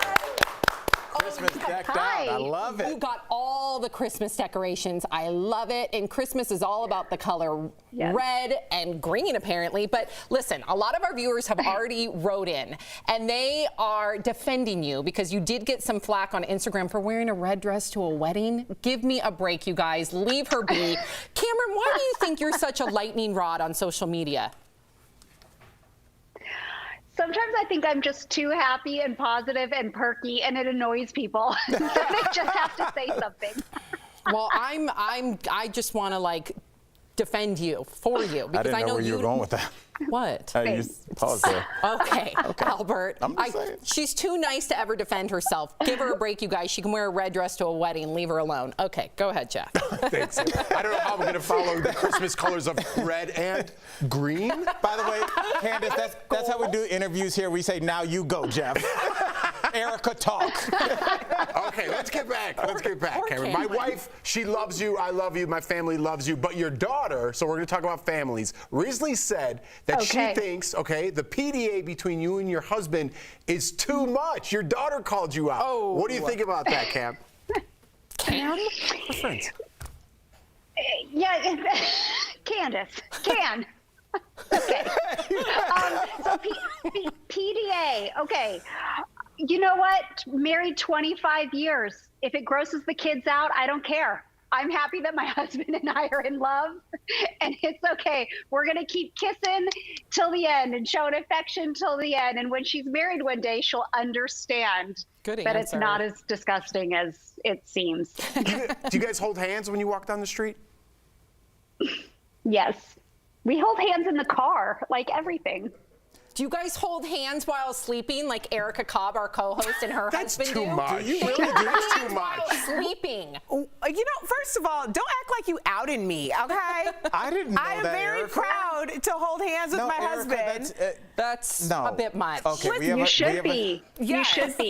Okay, first of all, I'm in a marriage that's however, working, and so surprise, I'm very surprise, happy. am not the cuddler. Oh. Yeah. Okay. All right. See, it's less hot that way. All right. You guys hold. Okay, I'm sorry. And Candace, you don't have to act like that's normal. Erica, I love you, but that's weird. That's super weird. We can't Nobody have- asked you, Al. Okay, that's Nobody true. asked That's you. very true. Still All married. right. Now, Candace, you are the undisputed Hallmark Queen of Christmas. What are some unique traditions that your family has around this time of year that I can steal and then pretend like I came up with them for ideas? You know, my favorite one is honestly, for more than 10 years, we've been serving at a homeless shelter Christmas morning. So we get up at 5 a.m., we bring the groceries, we go to this family shelter, and we cook for the 50 to 60 people that are staying there. And then we sit down and eat with them and just share stories and listen to them and bring gifts as well. But it's truly my favorite part of Christmas because we also share the gospel with them. And it's what Christmas is all about. And aside from that, like, very heartfelt answer, which is truly my favorite, I also love the commercialism of Christmas. I love buying gifts. I love watching Hallmark movies. I love decorating this. This was put up the day after Halloween. That's like, well, let's talk about your new Hallmark movie, The Christmas Contest, because you star with your Fuller House love interest, John Brotherton, but you guys play exes this time, so let's take a look. Well, I guess lucky you knew me. I mean, because you only learned Christmas trivia because I learned it for you. But you only learned it because you learned it for me, so I guess lucky you knew me, Ben. So is this just going to be awkward with us both in the contest together? Probably for this round, but once you're eliminated today, it'll be totally fine. So what was it like to be reunited and kind of playing the antithesis of your relationship from Fuller House? Oh, it was so great. When we were developing this script, I had John in mind for my leading man for this movie because of the history that we had from Fuller House.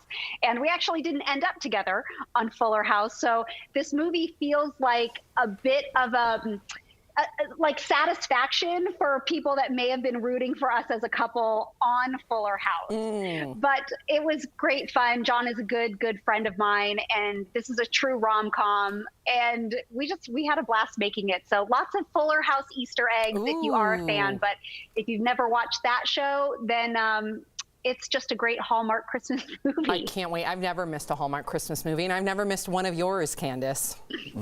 Her life is like a Christmas movie. That was scary the way Sam said. You said that like a person that the police would have you down as a person of interest.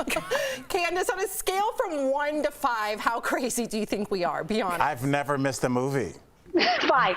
Okay. Candace, thank you so much for joining us here at DBL. We love you. Catch Candace in the Christmas contest on the Hallmark Channel on November 28th. And find Candace's clothing line on QVC.com and her Christmas lifestyle product collection available at dayspring.com. We'll be right back. Thank you, Candace. Happy holidays. Thanks. Thank you to all of you, too.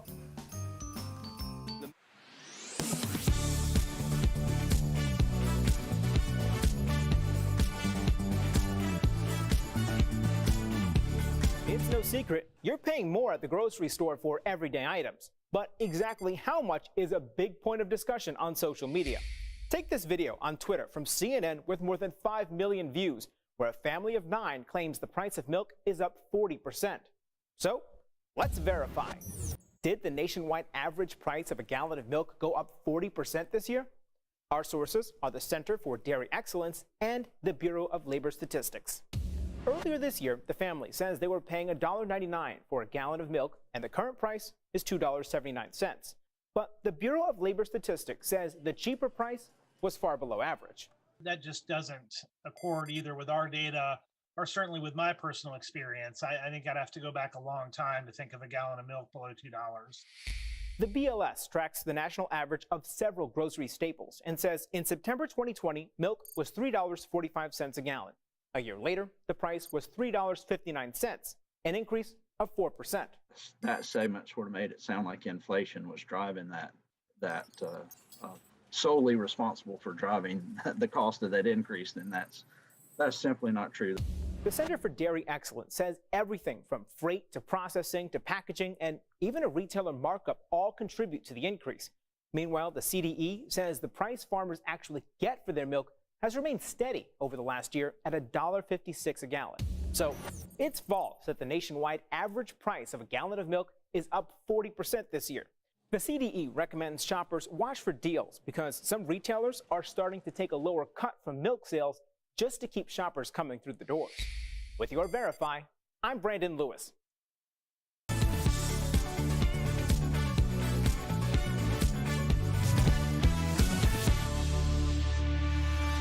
Welcome back to DBL. Our friends at Morning Save have so many great deals for you guys that Steph had not one, but 2 rounds of products for you this week. Enjoy these amazing deals just in time for the holidays. Check it out.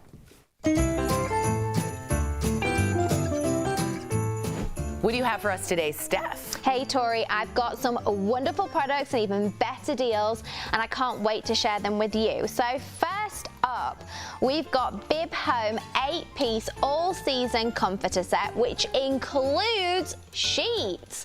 So the deal includes 1 comforter, 1 bed skirt, 1 flat sheet, 1 fitted sheet, 2 shams, and 2 pillowcases. I'm almost running out of fingers. There's so much stuff there. Available in queen or king sets, and it comes in 4 different style options. The comforter's ultra soft shell with 100% down alternative filling provides a cozy yet breathable warmth. It's made with microfiber that resists pilling, maintaining a smooth surface way longer than cotton and other fibers. It's honestly, Tori, so soft. So normally these are $180 for the queen and $260 for the king. You're not going to believe this. What? It's only $59 with us, which saves our viewers 77%. Great price. Great. Starting good, Price Wizard. Oh, yes. Now, Tori, this item will have you staying cozy all winter long. We've got NYC Underground Plus Christmas pajama pants. So the deal includes 1 pair of pajama bottoms, and we've got them available in 3 different styles, sizes small to 3X. Ooh. So you'll feel like you're wearing a blanket. These are made of the coziest fleece, and they've got an elastic band for a secure fit. So normally they're $36, but right now they're only $15, which saves our viewers 58%. Now that's a good deal for Christmas. Oh my God. And remember being cozy when it's snowing and curling up. Yes. And let me just remind you, elastic bands are your friends. Now, I know if you don't have this next item in your home, you're gonna want it. It's the Pure Daily Care Ultimate Aromatherapy Diffuser and 20 essential oil set. So this deal includes 1 diffuser, 20 essential oils, and a power cable, so you can just rest, relax, and rejuvenate with this aromatherapy diffuser set. It includes 4 timer settings and a convenient auto shut-off feature whenever the water level gets low. Nice. So smart. And the oils don't include any additives or cheap fillers, so you will get the highest quality experience every single time. Nice. Now, normally, this bundle is as much as $200. Okay. But right now, you can get all of this for only $44, which saves you 78%. Scent is such a powerful tool, and with this kit, you get everything you could ever want. For the right price. I know. And then last, Tori, but certainly not least, we've got the Spirit Linen Home 6-piece towel set. So this deal includes 2 bath towels, 2 hand towels, and 2 washcloths, and you'll get your choice of 8 classy neutral colors to choose from. Now, it's made of 100% zero twist cotton, so you know these towels are soft, they're absorbent, and they're quick drying. So normally, this bundle of towels is around $100. Normal, yeah. But for our viewers here at DBL, you can get them for only $29, which means you're saving 71%. Brilliant, Price Wizard, brilliant. Head on over to morningsave.com to snag these amazing deals at the lowest prices. You can even visit morningsave.com on your smartphone. Thank you so much, Steph. We'll be right back. Promotional consideration is brought to you by I'm a much calmer cat.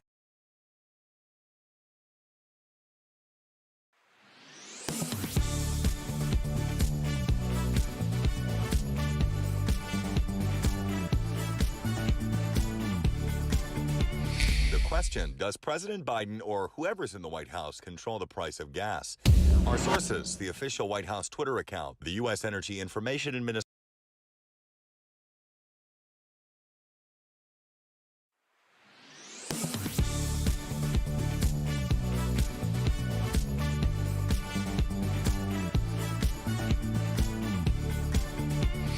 Question, does President Biden or whoever's in the White House control the price of gas?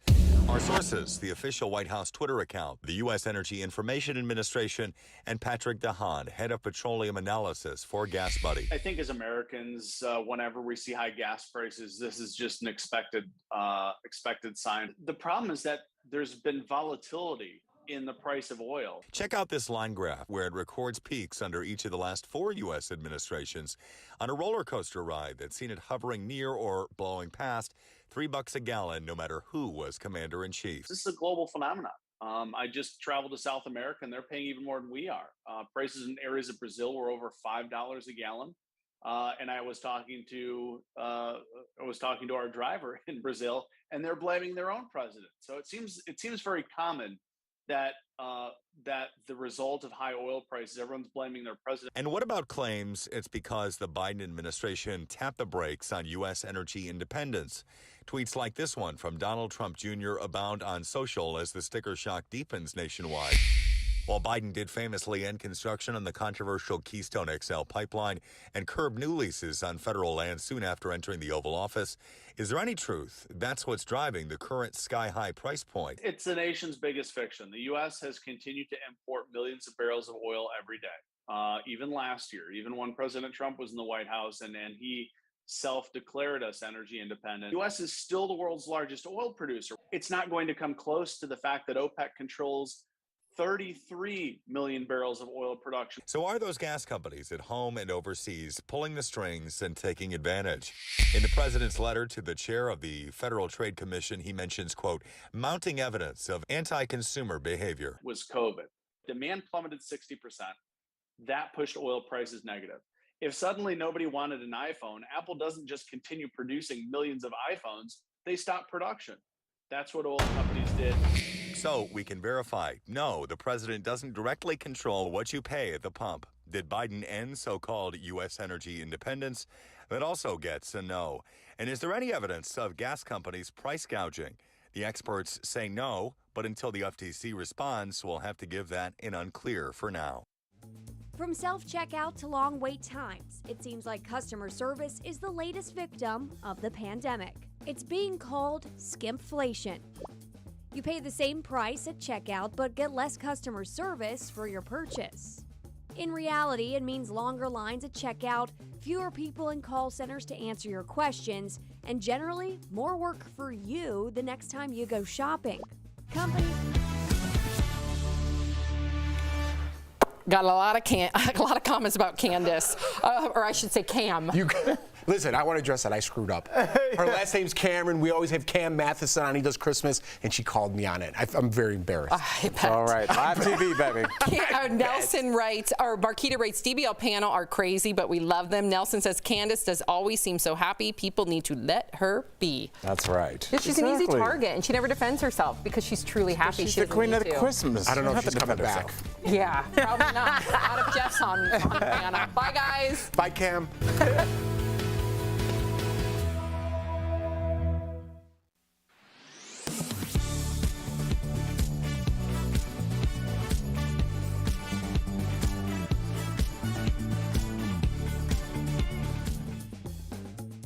Time blocking, a methodical scheduling technique, is blowing up on TikTok. The concept is pretty simple. Instead of using a to-do list, tasks are assigned a color-coded block of time in your calendar. The idea isn't exactly new, but experts say this tactic, if done correctly, can be helpful for anyone who constantly feels burnt out. Experts say there are a few keys to making it work. First, don't schedule every minute of the day. A constant string of tasks will leave you even more burnt out and less likely to stick to your schedule. Next, schedule tasks for longer than you think they'll take. If you schedule something for an hour and it only takes 30 minutes, that's a relief, and you've got a little extra time for you. The key is starting small and figuring out what works for you. Even a small improvement to your productivity is better than nothing. A new study in the European Heart Journal says the ideal bedtime is between 10 and 11 p.m. People who normally went to bed during that window had the lowest risk for heart disease.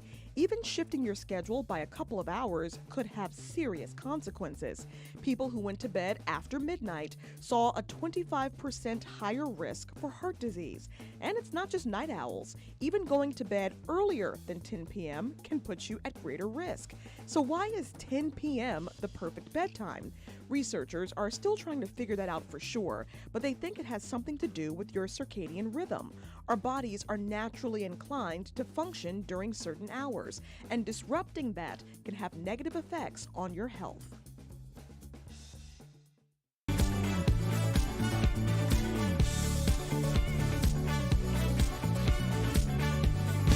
Here's what we're talking about today on Daily Blast Live.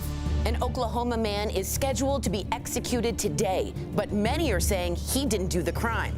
Hear why Kim Kardashian and other celebrities are pleading for his life. Do you find motivation when you look in the mirror, or do you avoid it at all costs? Why a new study says your reflection can change your life. And we're jam-packed with celebrity guests all day, all live. Kelly Rowland, Candace Cameron Bure, and Bobby Berk. Gosh. Are you insane? This is a sham. No. Y'all, just stop. Finally here. Drum roll. Welcome to DBL. It is Thursday, November 18th. I am Sam here with Al, Jeff, and Erica. So we're going to start things off with the case of Julius Jones. If you did not know, he was sentenced to be put to death today in Oklahoma. But just a little bit ago, Oklahoma Governor Kevin Stitt released a statement saying, after prayerful consideration and reviewing materials presented by all sides of the case, I have determined to commute Julius Jones' sentence to life imprisonment without the possibility of parole. Julius was convicted of first-degree murder in 2002, but has always maintained his innocence. Several stars like Kim Kardashian and Viola Davis have spoken out on his behalf. Viola even produced a documentary about him called The Last Offense, bringing his case national attention. And Cleveland Browns quarterback Baker Mayfield has also spoken out in Julius's defense. Listen to what he had to say. Been trying to get the facts stated and the truth to be told for a while, but it's tough to think about. Tried and tried. It's a shame that it's gotten this far. We're 24 hours away. Hopefully God can intervene and handle it correctly and do the things he needs to do.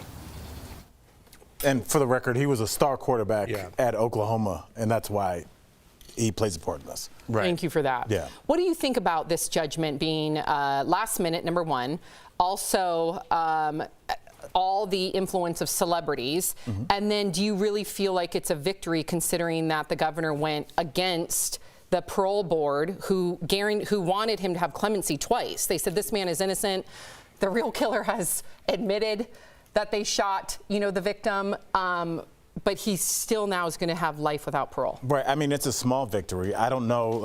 I'm not a lawyer, so I don't know if this allows him to then try and get another trial, because it seems like some very important things were left out of his first trial, like he was having dinner and he had an unbelievable alibi at the time of the murder. That might be something his new lawyer would bring up. But I do look at this as a small victory, because we'd be having a much different segment right now had he been still on schedule to be put to death. So in order for my mental health to carry forward, I am going to say that this is a small victory. It's not the victory, but we're not talking about somebody who's clearly at least deserves another trial, if it's not completely exonerated. I don't want to gloss over what you said about in order for your mental health, and I think everybody should be taking a mental health check if this is triggering to you based on the person that you are, the people that you love, and the experience that you are having in this country.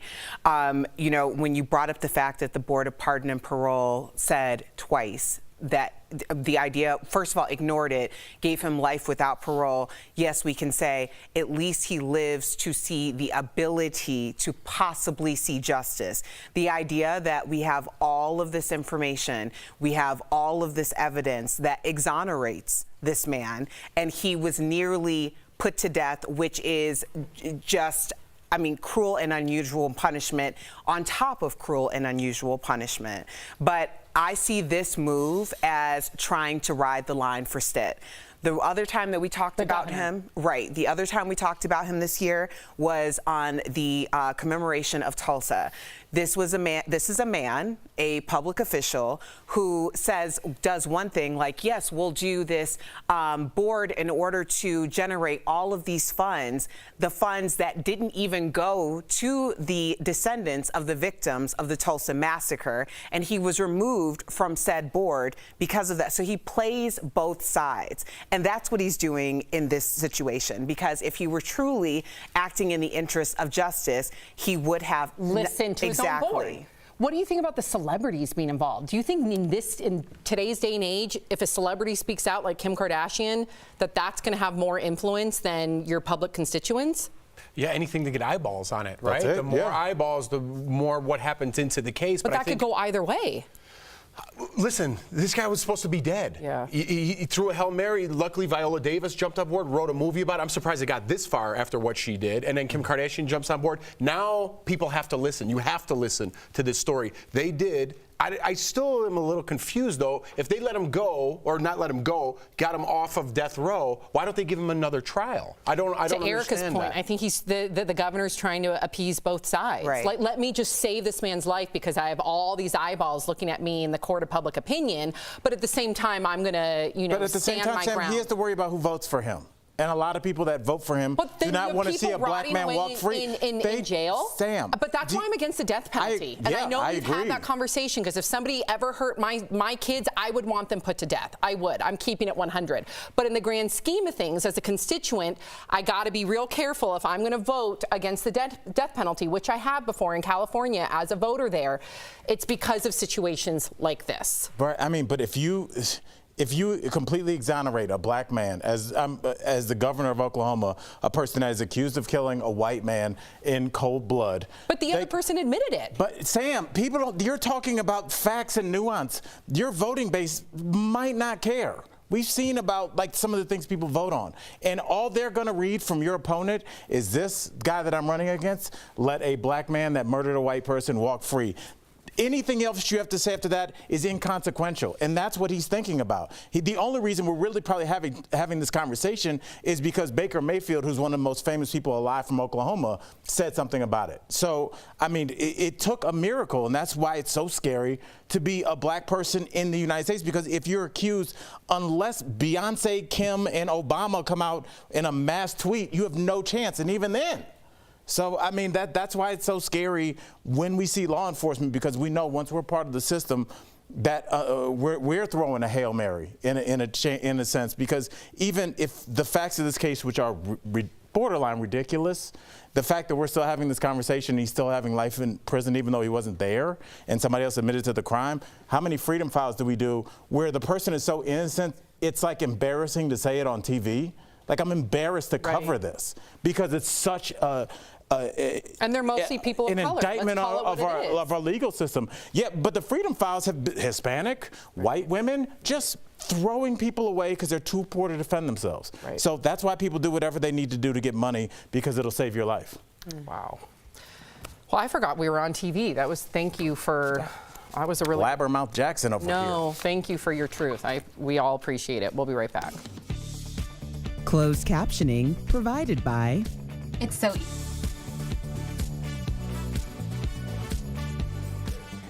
I think a lot of it too, Al, like we didn't touch on, is that the justice system doesn't want to be proved wrong. They don't want to go back and retroactively say, man, we got this wrong, and this one wrong, and that one wrong, and you know what? These last 50 wrong, 100. They don't want to do that. So they have to have Pandora's box. That's the issue. When you talk about. But you got to get it right at some point. But here's the thing, especially when you're talking about a system that has been fundamentally rooted in racism from the very beginning. If you start to admit that this was done with racist intent, you start to admit that this person was railroaded. Well, who's the next person that got railroaded? Who is the next person? Because you know that there is a long history. So it's like, when do we stop down and just dismantle? Because that's what no one wants to do. That's what the fear is, that the system needs to be dismantled. The system does need to be dismantled. It needs to be reconstructed and founded on the actual tenets for which it was supposed to be founded upon. When people are responsible for the lives of other people and their bias get involved or their isms get involved, then now we have a situation where no one can trust the very system in which we're supposed to depend on for justice. I have to cut you off to agree with you really quickly because we don't have a lot of time. That documentary that I asked you to watch, How to Fix a Drug Scandal, the person that was taking all the drug samples in for the city of Boston was using the drugs, smoking, making crack and making it in the lab and smoking it. And obviously that taints all the samples, everybody gets to go free, but they didn't want to let that out because they were going to have to let out person after person. So that's what you're saying. So they fought from day one because they knew if they had to let one person out, they had to let 35,000 people out, and they eventually did.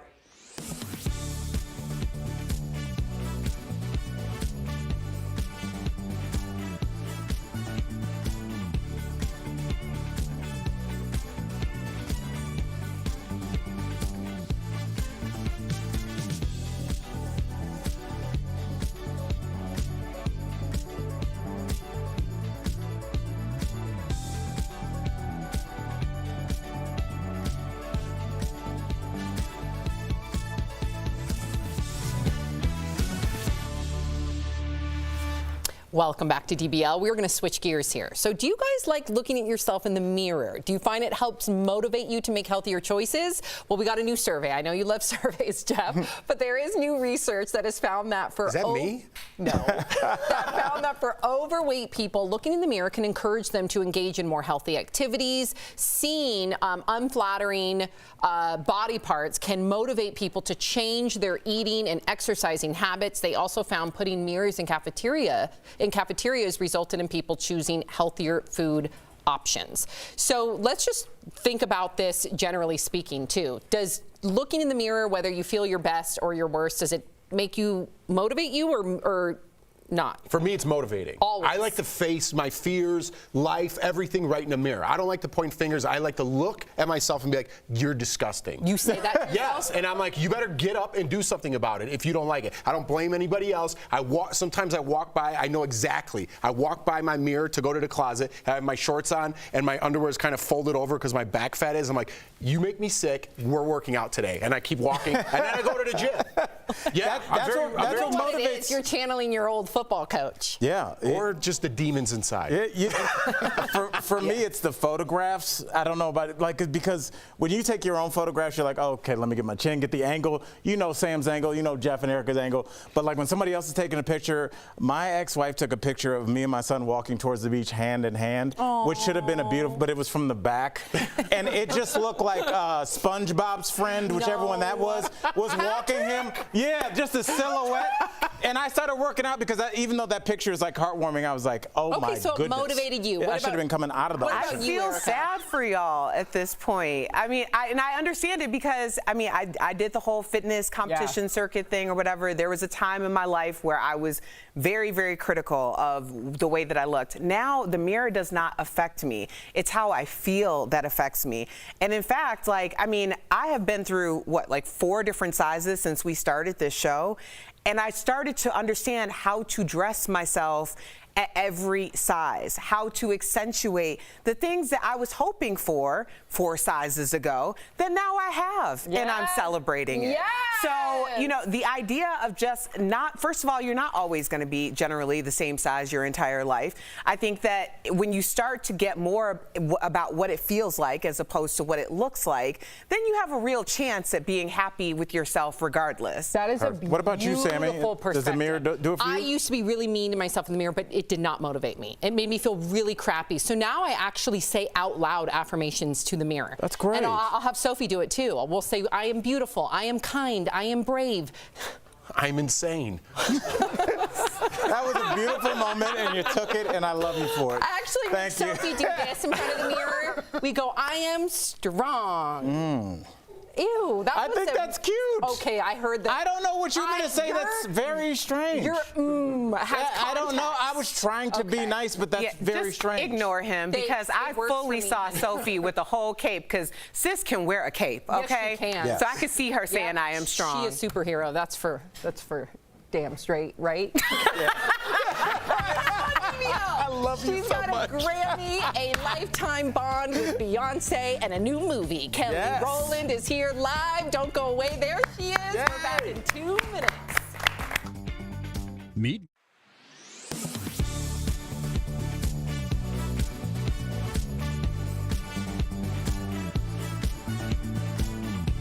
It's no secret, you're paying more at the grocery store for everyday items. But exactly how much is a big point of discussion on social media.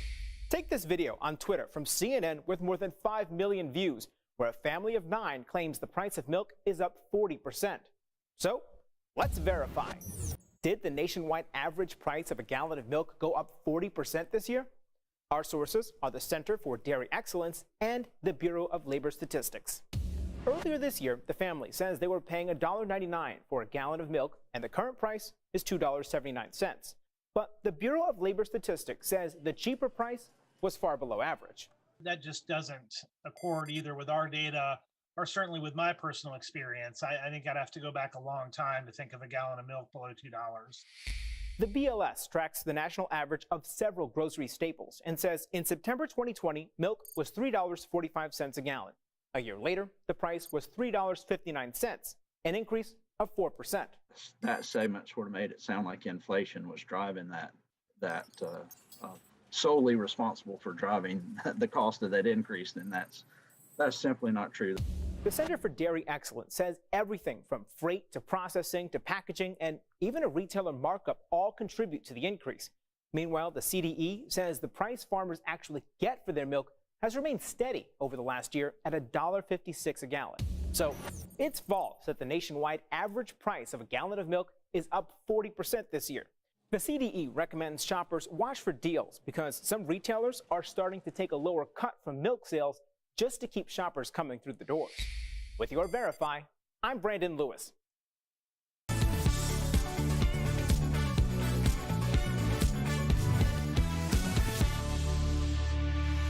I want our Christmas to be just like this. Peaceful and relaxed. We're here. The holidays can start now. Oh, chaos. Welcome back to DBL. She is a Grammy Award winner, a member of one of the most successful girl groups of all time, Destiny's Child, of course. And she's here to get us in the holiday spirit with her new Lifetime movie. Welcome, Kelly Rowland. Yeah. Hey. So we heard that you were listening to our last block. So what do you think, Kelly, of mirror motivation? Does it motivate you or does it make you feel negative? Oh, no, it definitely motivates me. I think that it's important to always talk to yourself. I actually started that with my, oh my God, how old is Titan now? He's 7. With my 7-year-old, but we started when he was 5. I would write on his mirror, I am strong. I am a Black boy. I have joy. I am great. I make great decisions. I am brave. Yes. Like, I think that when you start your day off like that, it's a conditioning. And when you can say it to yourself, it's even more empowering. Because then if someone says something that's completely opposite of what you're telling yourself, hopefully it repels and it doesn't stick. Can I take a moment to look at the 2 boys that laughed at me for saying affirmations with my child in the mirror? As soon as she said that, I was like, oh, Kelly no. does that with her child. So Oh, now no. how do y'all feel? I'm going to be I'm going to say that I was wrong, and I take it back. Thank you, Kelly. Kelly has spoken. I'm just going to move this along because we're running out of time. So, Kelly, let's talk about your babies, because you do have 2 little ones. Do you think that they are destined to follow in your footsteps? Ooh. You know what? I want them to do whatever they want to do, as far as goals and making this just a decision to be good people, to be ones that are honest and have integrity. That's all I care about, and an awareness of self. I have this thing about being a parent where I don't want the world to tell my kids who they are. Beautiful. I love it. And Kelly, I'm a parent of 2 little boys as well as you are. What's your best holiday tradition with your 2 little boys? Because ours are young, 5 and 3, and you go get an ornament. Yeah, and we're starting to build up like little traditions. You have one that sticks out in your mind? One that I love is cooking. I love baking with Titan. He loves getting his hands dirty. So we love being in the kitchen. We love hanging out. And he's just really the best kid. The bonding, those moments are really sweet. Yeah, it's everything. And Jeff, I see you tearing up a little bit. Well, I mean, I feel the same way. Kelly, you need to know. Like super famous but super real. I love that y'all go back and forth with each other. We truly love this. The cameras just happen to be on. We're like this all the time. Yeah, it never ends. Yeah, I mean, Jeff tears up every time he talks about his kids. I do the same, just inside. And I listen to both you and Jeff struggle to think about how old your kids were. And I feel like parents were all it feels like you're lying when you say how old they are. I feel like my kids are growing up too fast. But anyway, I digress. Yes. Sorry. But do you feel I that way as a agree. parent? I agree. Because Titan just turned 7. And Noah is about to be 10 months, but he's trying to be 1 already because he's trying to keep up with his big brother and his brother's friends. But it's too much for me. I'm like, it's almost like Noah was trying to go from the couch to the table the other day, and I just wanted to just kind of push him down. But I didn't do that, of course. I encouraged him. But I was like, no, you're the last one. Right. You have to slow down. It's the worst. All right. Okay, you have exonerated me. I thought it was great. So I have to ask you this. What is the most memorable Christmas gift that the Queen Beyonce has given you over the years? I don't know. I know one that my husband gave me last year. He actually took my son into the studio and recorded a song that my mother used to sing to me, which was I Love You. And I was already pregnant and emotional, but I have never cried that much, I think.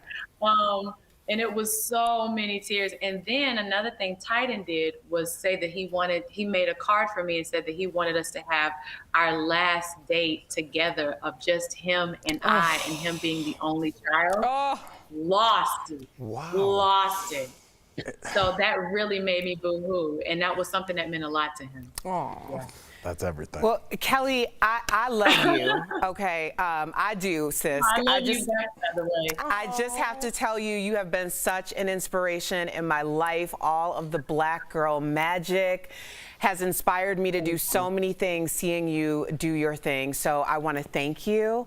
But I have to talk about Christmas because I know you're talking about your family, and this is such a great time. I enjoyed watching you hide your baby bump, although we knew you had a baby bump in your movie. Right. So the chaos and joy of Christmas is the theme in your Lifetime movie, Merry Little Christmas Baby. So tell us about it. Yes. I mean, honestly, it is chaos when the whole family comes into town for Christmas. I remember watching those Christmas movies growing up, or just Christmas movies growing up, and it was always the family coming in, and it was some sort of chaos happening.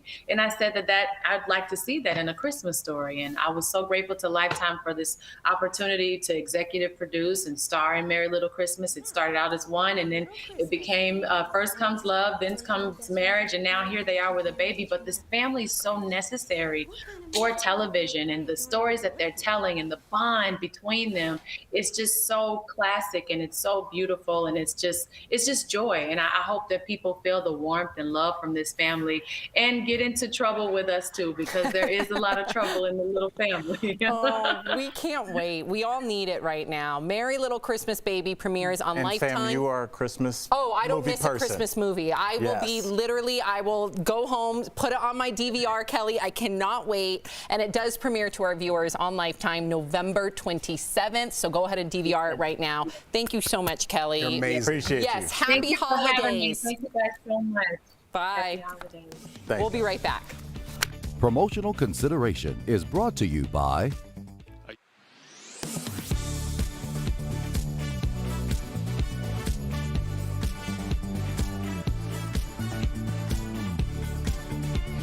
Question: does President Biden or whoever's in the White House control the price of gas?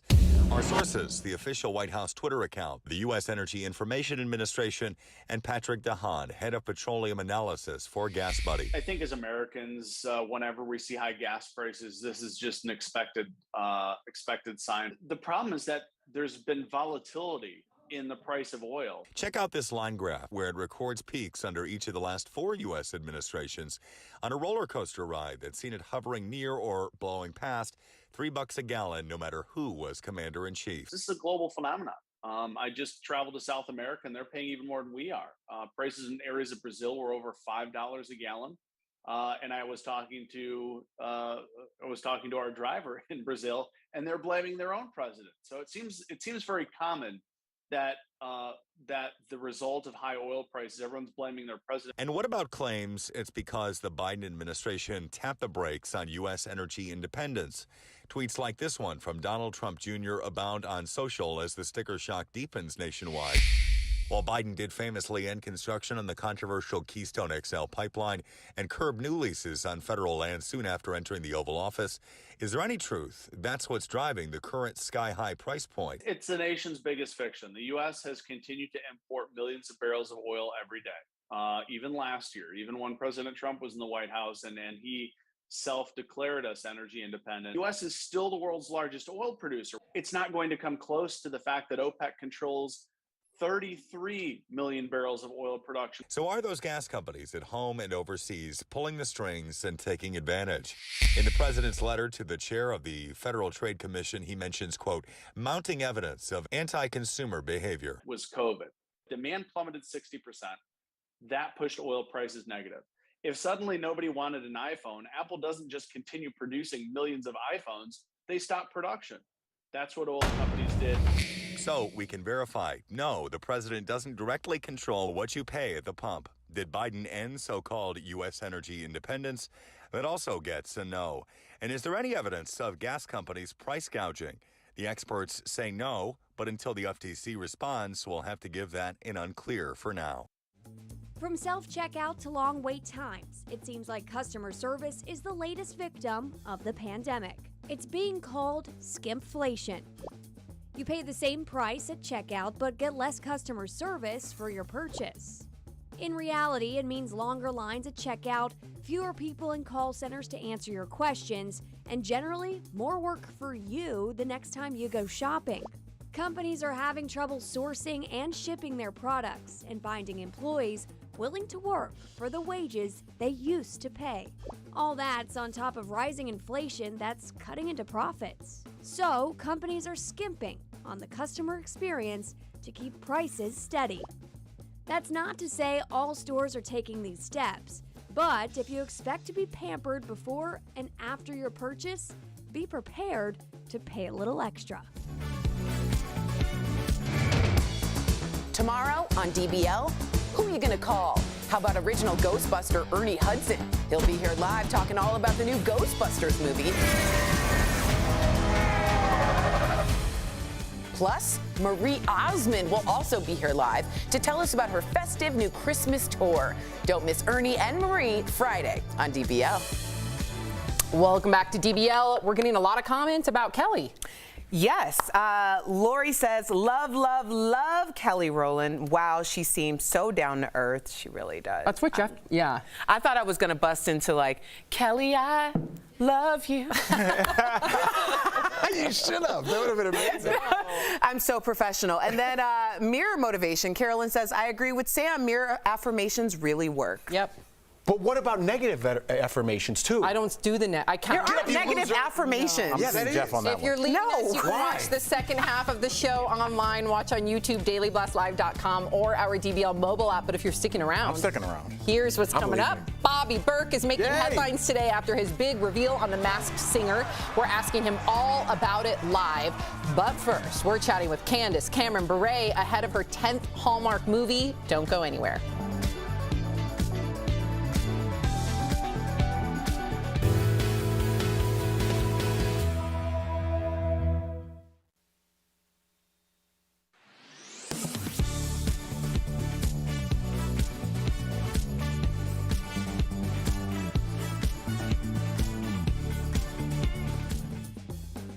Time blocking, a methodical scheduling technique, is blowing up on TikTok.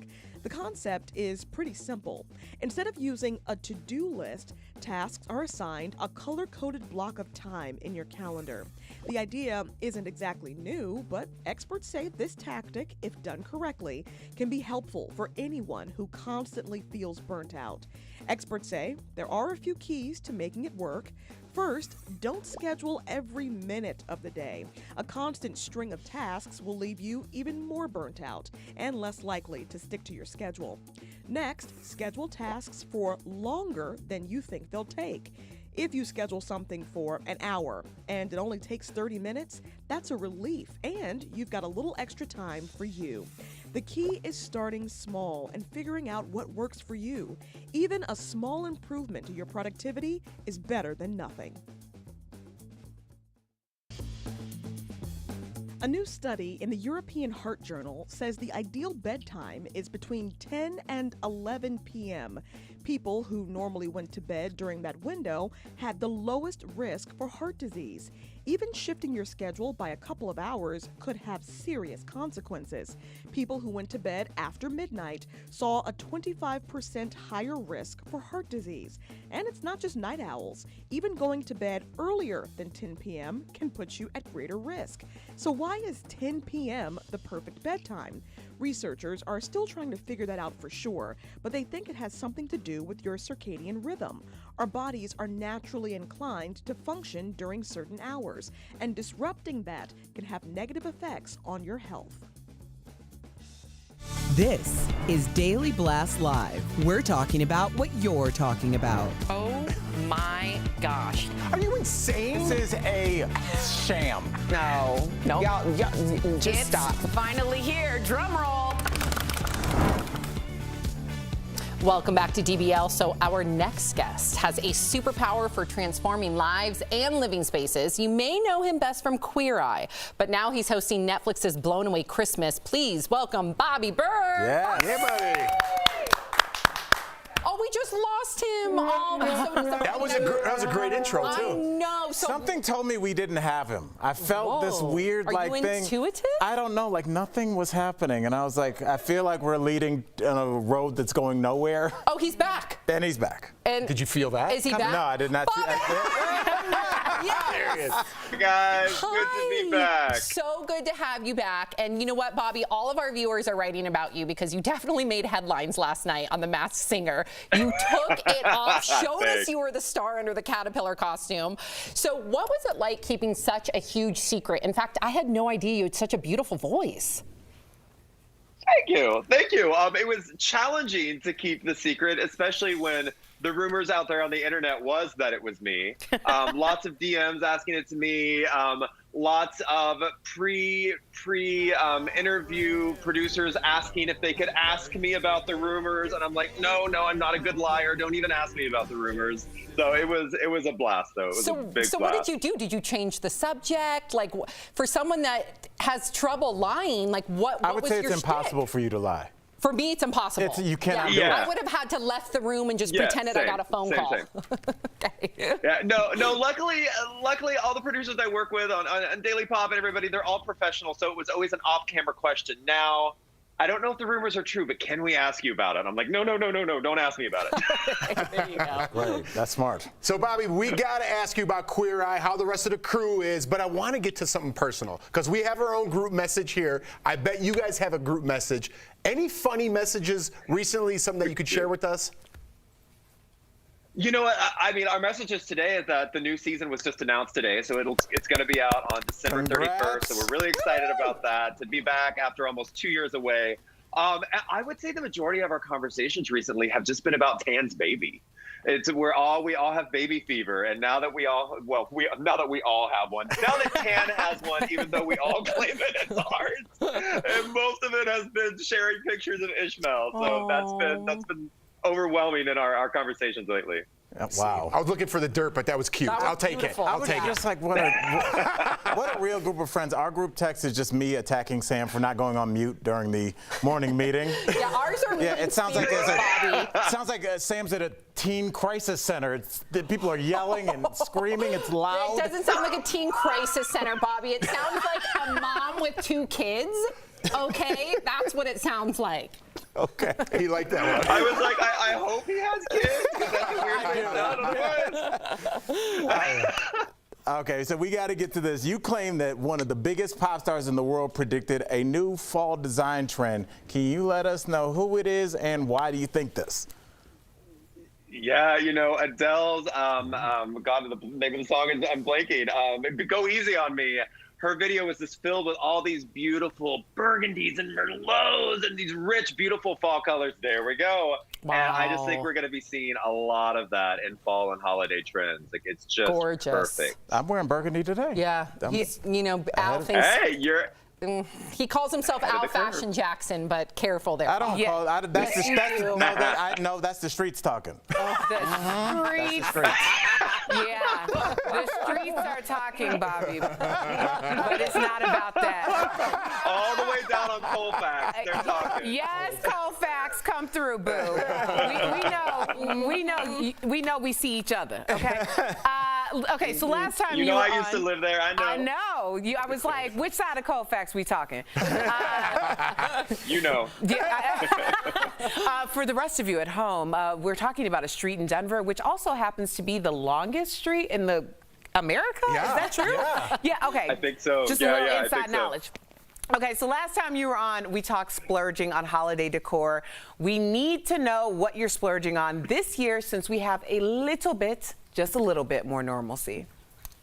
A little bit of more normalcy. So for me, since this is the first time in 2 years I'm able to have friends and family over for the holidays, I really want everybody to feel special. So I'm personalizing everything. So instead of just little name placeholders, I'm actually putting their names on a customized plate and a customized wine glass that they can then take. I'm also doing totes with their name, and if we have like a favorite little saying between the two of us with a saying on it, so we can put goodies in and they can take leftovers home. So I kind of went crazy on Shutterfly personalizing everything for the holidays because I want everybody to feel extra special. Yes, and Bobby, I have to tell you, it's those types of like monograms and personalizations that get me more than anything. Little blankets with photos. Remember, Erica had the party. Bobby, Erica had a party at our house, and she gave us all keys with different words for our personalities on there. Remember? I still have my key. That meant a lot, like truly.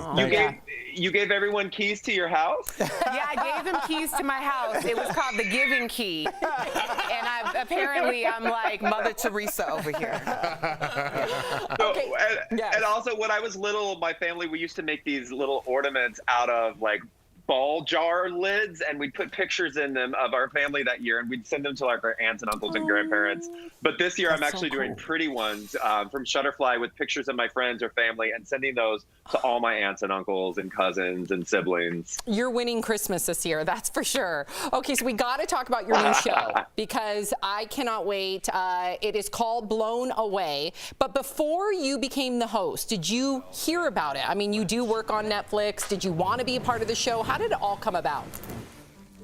The funny thing is, this show came on season 1 when we were in Philadelphia filming Queer Eye season 5. and it was my day off. I was sitting at home. I was reading emails or Instagram or something, and whatever I was watching ended, and this started on autoplay. And I remember looking up and going, my God, we've run out of ideas. Glass blowing competition, like this, but it started autoplayed, and I started actually really getting into it. I was like, I should not have judged a book by its glory hole, because this is an amazing show. Hey, a glory hole is a thing you stick the glass in to blow it. You've got to stick it in the glory hole before you can blow it. Otherwise, it won't work. Hey, words to live by. We can't take, we're like 4-year-old children over here. We can't say one little thing that could be an innuendo or a euphemism without all I wouldn't say four of that's us. an innuendo. That's a direct endo. Imagine, hey, guys, imagine hosting a show called Blown Away, where you're talking about glory holes and you also award Best in Blow. There's one for my mantle. Yes. So I started talking about how much I loved it, and so Netflix is like, hey, do you want to come be a guest judge in season 2? And I was like, absolutely.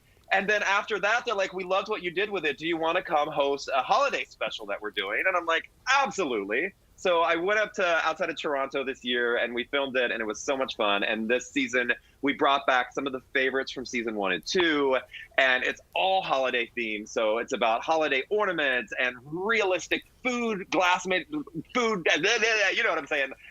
Glass that look like real food. And stories from all the contestants' childhood. It's a really cool season. I can't wait. Congratulations. We're so proud of you, Bobby. You're killing the game. DBL Nation, you can stream Blown Away Christmas on Netflix starting on November 19th.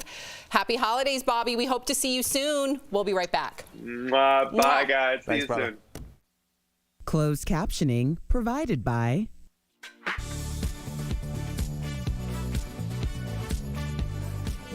Okay. So her daughter on Us Magazine called her mom out and said her parents are given too much PDA. All right. And she called them out and said it's too much. So just ask her about that. They've been known to be affectionate on Instagram. They've been married for 25 years. Valerie Bure, Gabriella, great job. show star. There you go. Erica, you're going to, Al, you're going to ask about, she's the undisputed Hallmark Queen of Christmas, which you mentioned in the intro. 10th movie. Just unique traditions that her and her family do around the holidays. Erica, you're going to ask about her new movie, The Christmas Contest. She stars in it with her Fuller House, not Full House, but Fuller House love interest, Jonathan Brotherton. But they play exes who are warring at each other. We have a clip, so you're going to throw the clip and then ask her, what was it like to be reunited? Then we hear there are some Easter eggs. Jeff, you got that question? Yep. Scattered across the movie. Right. And then if we have time, or not if we have time, we want to get to her Christmas product line and her clothing line. Okay. All right. Okay. Ta-da. Ta-da. Good job. Another good interview coming up. I think we're 2 for 2 because those were great interviews that we had earlier. Jeff, I wonder, I don't know if I have time to ask Candace this. Do you think you should get something for your 10th Hallmark meal? Like, I know that they give you something. I have a friend that's an Uber driver. I think after your, 10,000th drive, they give you, a gold jacket or something. They give you something. But you should, 10 Hallmark, you should get What should you get? Let's go there. Like a ring or a necklace or something, a plaque. A gold card? Like 10 Hallmark, it'd be cool. Like Hallmark should be like, we've employed you 10 times, here's your thing. Like some sort of award that you earn. I wouldn't even say an award, because it's just be for you. Something it's you just put on your something that mantle. only the people in that, the Hall of Fame in the NFL Right. has a jacket. Oh, You should get a okay. jacket. All right. Let's ask her about it.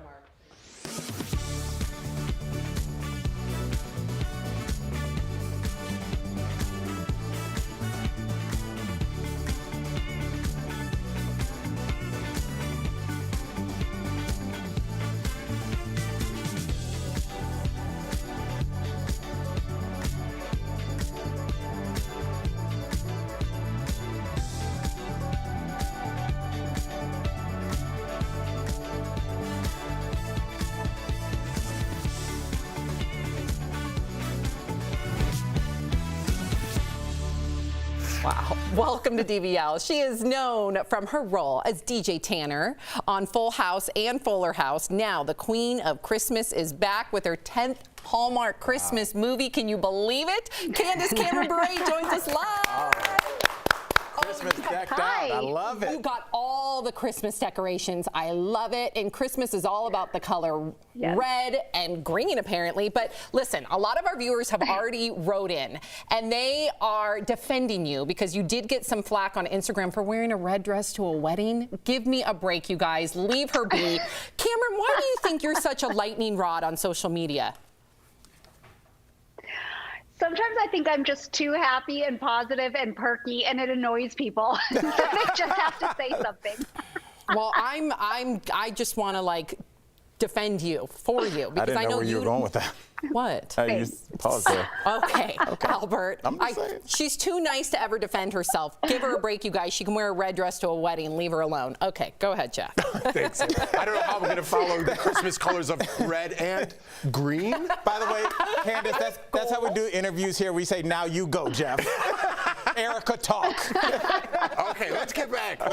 Cameron. My wife, she loves you. I love you. My family loves you. But your daughter, so we're going to talk about families, recently said that she thinks, the PDA between you and your husband is too much. Your daughter called you out. Oh. What do you think about that, Cam? Cam? We're friends. Yeah, Candace. Okay. So PDA. Okay. You know what? Married 25 years. If it grosses the kids out, I don't care. I'm happy that my husband and I are in love, and it's okay. We're going to keep kissing till the end and showing affection till the end. And when she's married one day, she'll understand that it's not as disgusting as it seems. Do you guys hold hands when you walk down the street? Yes. We hold hands in the car, like everything. Do you guys hold hands while sleeping, like Erica Cobb, our co-host, and her husband do? That's too much. Do you really do That's too much. While sleeping. You know, first of all, don't act like you outed me, okay? I didn't know I am that, very Erica. proud to hold hands with my Erica, husband. That's no. a bit much. Okay, You should be.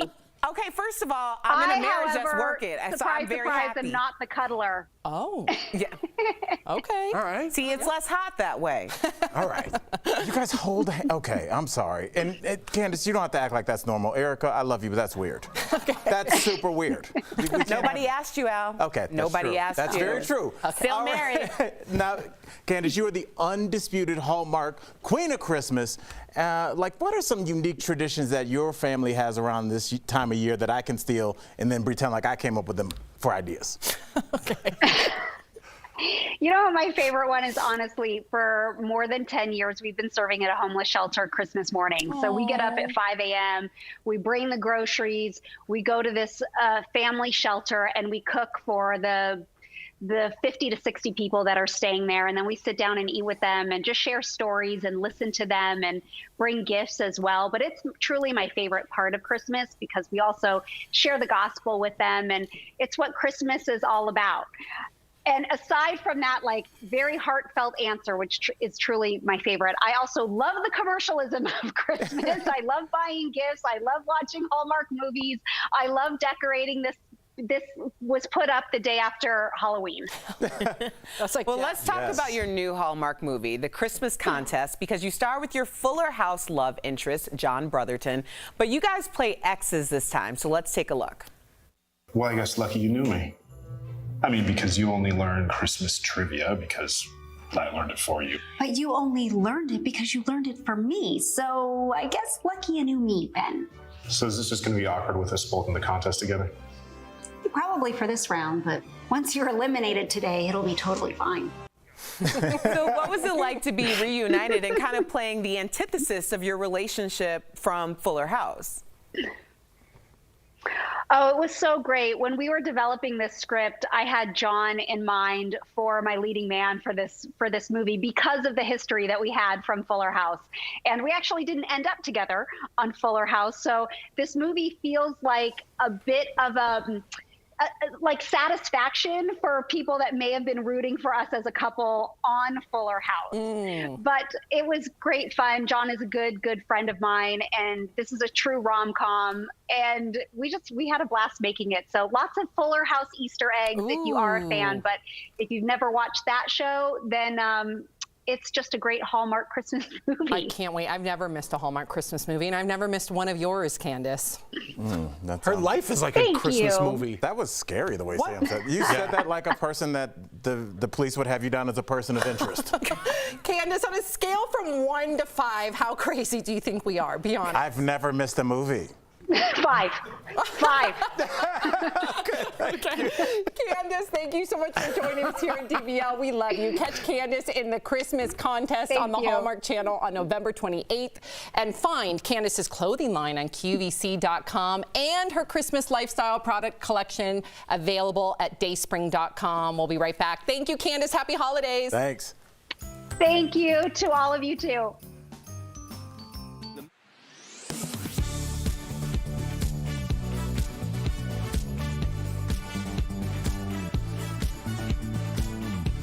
It's no secret, you're paying more at the grocery store for everyday items. But exactly how much is a big point of discussion on social media. Take this video on Twitter from CNN with more than 5 million views, where a family of 9 claims the price of milk is up 40%. So, let's verify. Did the nationwide average price of a gallon of milk go up 40% this year? Our sources are the Center for Dairy Excellence and the Bureau of Labor Statistics. Earlier this year, the family says they were paying $1.99 for a gallon of milk, and the current price is $2.79. But the Bureau of Labor Statistics says the cheaper price was far below average. That just doesn't accord either with our data or certainly with my personal experience. I think I'd have to go back a long time to think of a gallon of milk below $2. The BLS tracks the national average of several grocery staples and says in September 2020, milk was $3.45 a gallon. A year later, the price was $3.59, an increase of 4%. That segment sort of made it sound like inflation was driving that solely responsible for driving the cost of that increase, and that's simply not true. The Center for Dairy Excellence says everything from freight to processing to packaging and even a retailer markup all contribute to the increase. Meanwhile, the CDE says the price farmers actually get for their milk has remained steady over the last year at $1.56 a gallon. So it's false that the nationwide average price of a gallon of milk is up 40% this year. The CDE recommends shoppers watch for deals because some retailers are starting to take a lower cut from milk sales just to keep shoppers coming through the doors. With your Verify, I'm Brandon Lewis.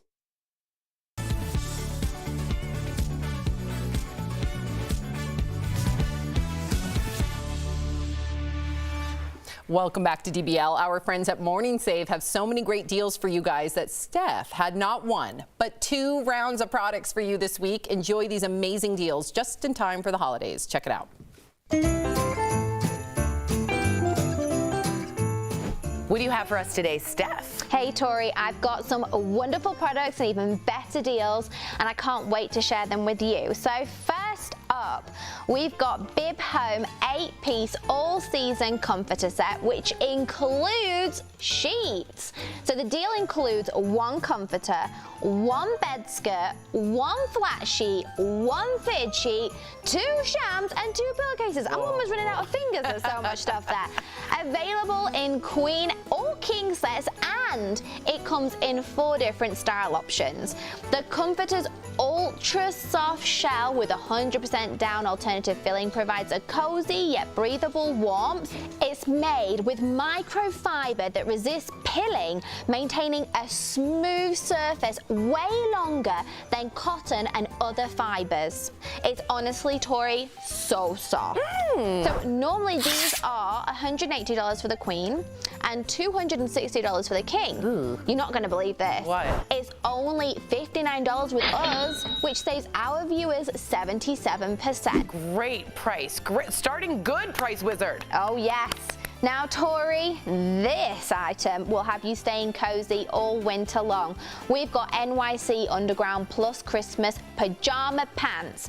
So the deal includes 1 pair of pajama bottoms, and we've got them available in 3 different styles, sizes small to 3X. Ooh. So you'll feel like you're wearing a blanket. These are made of the coziest fleece, and they've got an elastic band for a secure fit. So normally they're $36, but right now they're only $15, which saves our viewers 58%. Now that's a good deal for Christmas. Oh my God. And remember being cozy when it's snowing and curling up? Yes. And let me just remind you, elastic bands are your friends. Now, I know if you don't have this next item in your home, you're gonna want it. It's the Pure Daily Care Ultimate Aromatherapy Diffuser and 20 essential oil set. So this deal includes one diffuser, 20 essential oils and a power cable, so you can just rest, relax and rejuvenate with this aromatherapy diffuser set. It includes 4 timer settings and a convenient auto shut-off feature whenever the water level gets low. Nice. So smart. And the oils don't include any additives or cheap fillers, so you will get the highest quality experience every single time. Nice. Now, normally, this bundle is as much as $200. Okay. But right now, you can get all of this for only $44, which saves you 78%. Scent is such a powerful tool, and with this kit, you get everything you could ever want. For the right price. I know. And then last, Tori, but certainly not least, we've got the Spirit Linen Home 6-piece towel set. So this deal includes 2 bath towels, 2 hand towels, and 2 washcloths, and you'll get your choice of 8 classy neutral colors to choose from. Now it's made of 100% zero twist cotton, so you know these towels are soft, they're absorbent, and they're quick drying. So normally this bundle of towels is around $100. Normal, yeah. But for our viewers here at DBL, you can get them for only $29, which means you're saving 71%. Brilliant, Price Wizard, brilliant. Head on over to morningsave.com to snag these amazing deals at the lowest prices. You can even visit morningsave.com on your smartphone. Thank you so much, Steph. We'll be right back. Promotional consideration is brought to you by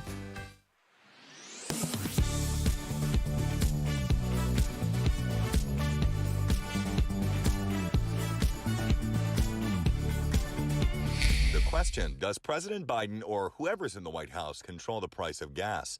Our sources: the official White House Twitter account, the U.S. Energy Information Administration, and Patrick DeHaan, head of petroleum analysis for Gas Buddy. I think as Americans, whenever we see high gas prices, this is just an expected sign. The problem is that there's been volatility in the price of oil. Check out this line graph where it records peaks under each of the last 4 U.S. administrations on a roller coaster ride that's seen it hovering near or blowing past $3 a gallon no matter who was commander-in-chief. This is a global phenomenon. I just traveled to South America and they're paying even more than we are. Prices in areas of Brazil were over $5 a gallon. And I was talking to our driver in Brazil, and they're blaming their own president. So it seems very common that the result of high oil prices, everyone's blaming their president. And what about claims it's because the Biden administration tapped the brakes on U.S. energy independence? Tweets like this one from Donald Trump Jr. abound on social as the sticker shock deepens nationwide. While Biden did famously end construction on the controversial Keystone XL pipeline and curb new leases on federal land soon after entering the Oval Office, is there any truth that's what's driving the current sky-high price point? It's the nation's biggest fiction. The U.S. has continued to import millions of barrels of oil every day. Even last year, even when President Trump was in the White House and he self-declared us energy independent. The U.S. is still the world's largest oil producer. It's not going to come close to the fact that OPEC controls 33 million barrels of oil production. So are those gas companies at home and overseas pulling the strings and taking advantage? In the president's letter to the chair of the Federal Trade Commission, he mentions, quote, mounting evidence of anti-consumer behavior. Was COVID. Demand plummeted 60%. That pushed oil prices negative.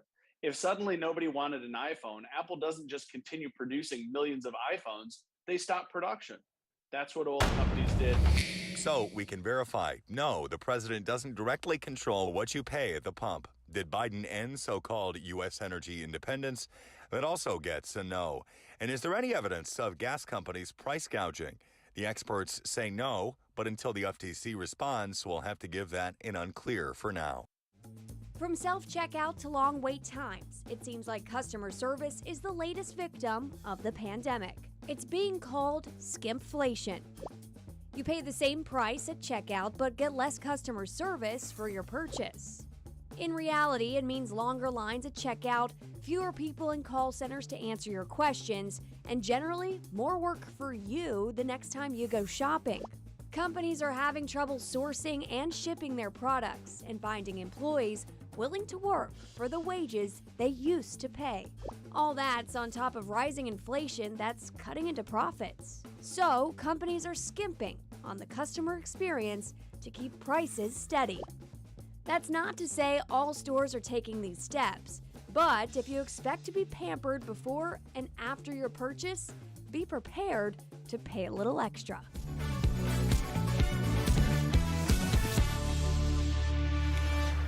Got a lot of comments about Candace, or I should say Cam. Listen, I want to address that. I screwed up. Her last name's Cameron. We always have Cam Matheson on. He does Christmas, and she called me on it. I'm very embarrassed. All right, live TV, baby. Nelson writes, or Marquita writes, DBL panel are crazy, but we love them. Nelson says, Candace does always seem so happy. People need to let her be. That's right. She's an easy target, and she never defends herself because she's truly happy. She's the queen of the Christmas. I don't know if she's coming back. Yeah, probably not. Out of Jeff's on Anna. Bye, guys. Bye, Cam.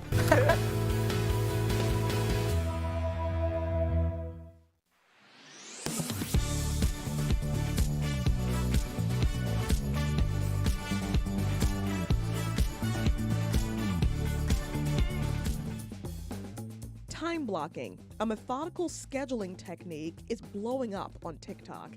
The concept is pretty simple. Instead of using a to-do list, tasks are assigned a color-coded block of time in your calendar. The idea isn't exactly new, but experts say this tactic, if done correctly, can be helpful for anyone who constantly feels burnt out. Experts say there are a few keys to making it work. First, don't schedule every minute of the day. A constant string of tasks will leave you even more burnt out and less likely to stick to your schedule. Next, schedule tasks for longer than you think they'll take. If you schedule something for an hour and it only takes 30 minutes, that's a relief and you've got a little extra time for you. The key is starting small and figuring out what works for you. Even a small improvement to your productivity is better than nothing. A new study in the European Heart Journal says the ideal bedtime is between 10 and 11 p.m. People who normally went to bed during that window had the lowest risk for heart disease. Even shifting your schedule by a couple of hours could have serious consequences. People who went to bed after midnight saw a 25% higher risk for heart disease. And it's not just night owls. Even going to bed earlier than 10 p.m. can put you at greater risk. So why is 10 p.m. the perfect bedtime? Researchers are still trying to figure that out for sure, but they think it has something to do with your circadian rhythm. Our bodies are naturally inclined to function during certain hours, and disrupting that can have negative effects on your health. Here's what we're talking about today on Daily Blast Live. An Oklahoma man is scheduled to be executed today, but many are saying he didn't do the crime. Hear why Kim Kardashian and other celebrities are pleading for his life. Do you find motivation when you look in the mirror, or do you avoid it at all costs? Why a new study says your reflection can change your life. And we're jam-packed with celebrity guests all day, all live. Kelly Rowland, Candace Cameron Bure, and Bobby Berk. Oh my gosh. Are you insane? This is a sham. No. Y'all, just stop. Finally here, drum roll. Welcome to DBL. It is Thursday, November 18th. I am Sam here with Al, Jeff, and Erica. So we're going to start things off with the case of Julius Jones. If you did not know, he was sentenced to be put to death today in Oklahoma. But just a little bit ago, Oklahoma Governor Kevin Stitt released a statement saying After prayerful consideration and reviewing materials presented by all sides of the case, I have determined to commute Julius Jones' sentence to life imprisonment without the possibility of parole. Julius was convicted of first-degree murder in 2002, but has always maintained his innocence. Several stars like Kim Kardashian and Viola Davis have spoken out on his behalf. Viola even produced a documentary about him called The Last Offense, bringing his case national attention. And Cleveland Browns quarterback Baker Mayfield has also spoken out in Julius's defense. Listen to what he had to say. Been trying to get the facts stated and the truth to be told for a while, but it's tough to think about. Tried and tried. It's a shame that it's gotten this far. We're 24 hours away. Hopefully God can intervene and handle it correctly and do the things he needs to do. And for the record, he was a star quarterback at Oklahoma, and that's why he plays a part in this. Right. Thank you for that. Yeah. What do you think about this judgment being last minute, number one, also all the influence of celebrities, and then do you really feel like it's a victory considering that the governor went against the parole board who wanted him to have clemency twice? They said this man is innocent. The real killer has admitted that they shot, the victim, but he still now is going to have life without parole. Right. I mean, it's a small victory. I don't know. I'm not a lawyer, so I don't know if this allows him to then try and get another trial, because it seems like some very important things were left out of his first trial, like he was having dinner and he had an unbelievable alibi at the time of the murder. That might be something his new lawyer would bring up.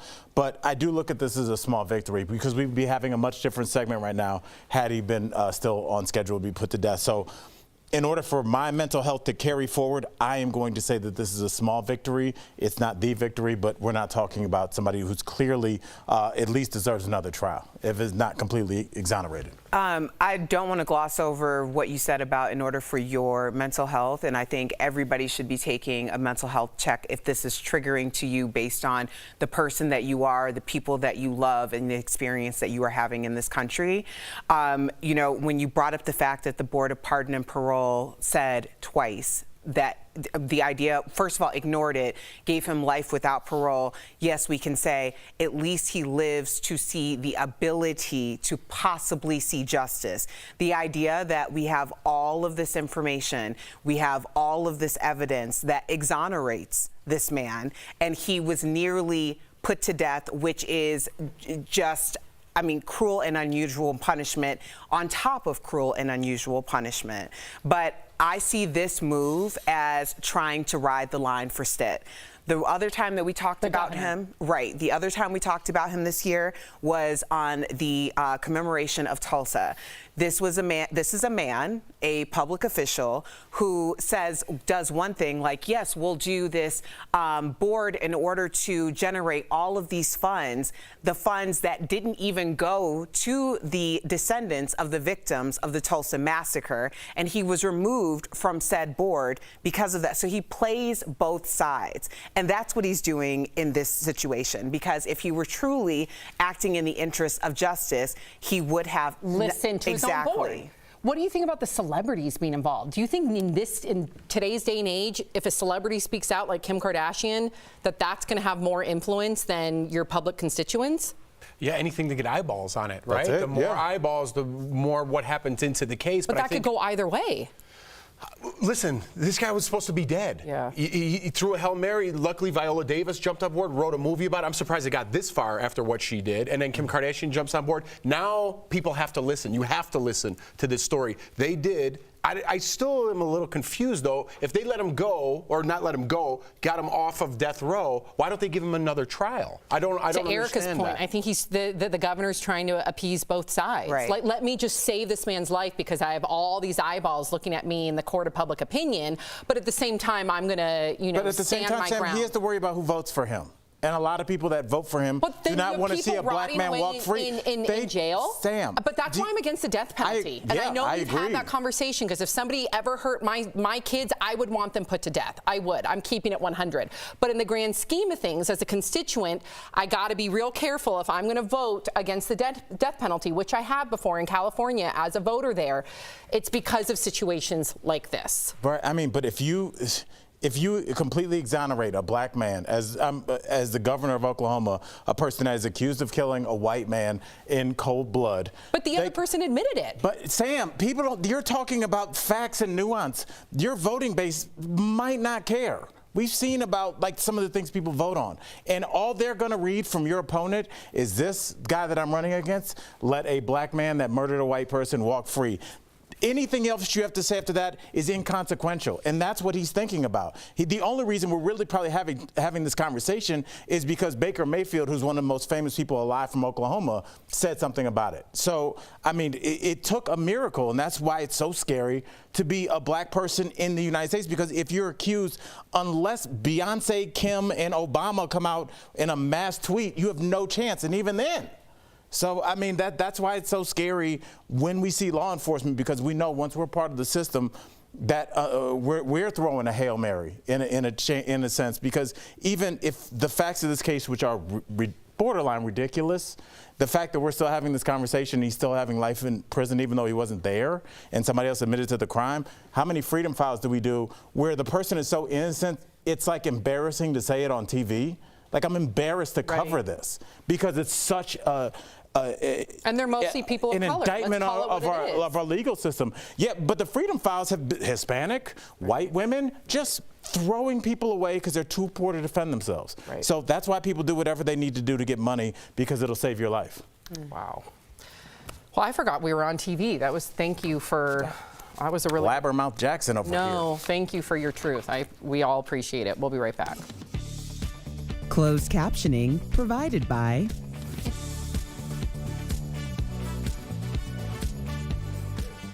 I think a lot of it too, Al, like we didn't touch on, is that the justice system doesn't want to be proved wrong. They don't want to go back and retroactively say, man, we got this wrong, and this one wrong, and that one wrong, and you know what? These last 50 wrong, 100. They don't want to do that. So they have to have Pandora's box. That's the issue. When you talk about... But you got to get it right at some point. But here's the thing, especially when you're talking about a system that has been fundamentally rooted in racism from the very beginning. If you start to admit that this was done with racist intent, you start to admit that this person was railroaded, well, who's the next person that got railroaded? Who was the next person? Because you know that there is a long history. So it's like, when do we stop down and just dismantle? Because that's what no one wants to do. That's what the fear is, that the system needs to be dismantled. The system does need to be dismantled. It needs to be reconstructed and founded on the actual tenets for which it was supposed to be founded upon. When people are responsible for the lives of other people and their bias get involved or their isms get involved, then now we have a situation where no one can trust the very system in which we're supposed to depend on for justice. I have to cut you off to agree with you really quickly because we don't have a lot of time. That documentary that I asked you to watch, How to Fix a Drug Scandal, the person that was taking all the drug samples in for the city of Boston was using the drugs, smoking, making crack and making it in the lab and smoking it. And obviously that taints all the samples, everybody gets to go free, but they didn't want to let that out because they were going to have to let out person after person. So that's what you're saying. So they fought from day one because they knew if they had to let one person out, they had to let 35,000 people out, and they eventually did.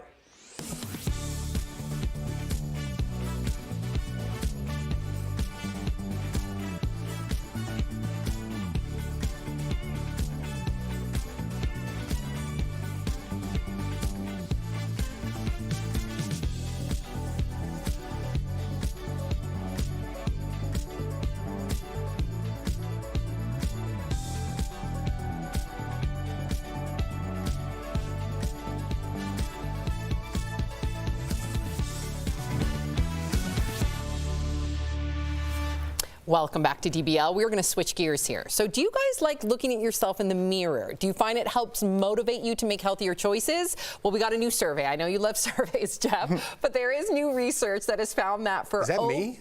No. That found that for overweight people, looking in the mirror can encourage them to engage in more healthy activities. Seeing unflattering body parts can motivate people to change their eating and exercising habits. They also found putting mirrors in in cafeterias resulted in people choosing healthier food options. So let's just think about this generally speaking too. Does looking in the mirror, whether you feel your best or your worst, does it motivate you or not? For me, it's motivating. Always. I like to face my fears, life, everything right in the mirror. I don't like to point fingers. I like to look at myself and be like, you're disgusting. You say that to yourself? Yes, and I'm like, you better get up and do something about it if you don't like it. I don't blame anybody else. Sometimes I walk by, I know exactly. I walk by my mirror to go to the closet, I have my shorts on, and my underwear is kind of folded over because my back fat is. I'm like, you make me sick, we're working out today. And I keep walking, and then I go to the gym. Yeah, That's what motivates. You're channeling your old football coach. Yeah. Or just the demons inside. For me, it's the photographs. I don't know about it. Like, because when you take your own photographs, you're like, oh, okay, let me get my chin, get the angle. You know Sam's angle, you know Jeff and Erica's angle. But like when somebody else is taking a picture, my ex-wife took a picture of me and my son walking towards the beach hand in hand, which should have been a beautiful, but it was from the back. And it just looked like SpongeBob's friend, whichever one that was walking him. Yeah, just a silhouette.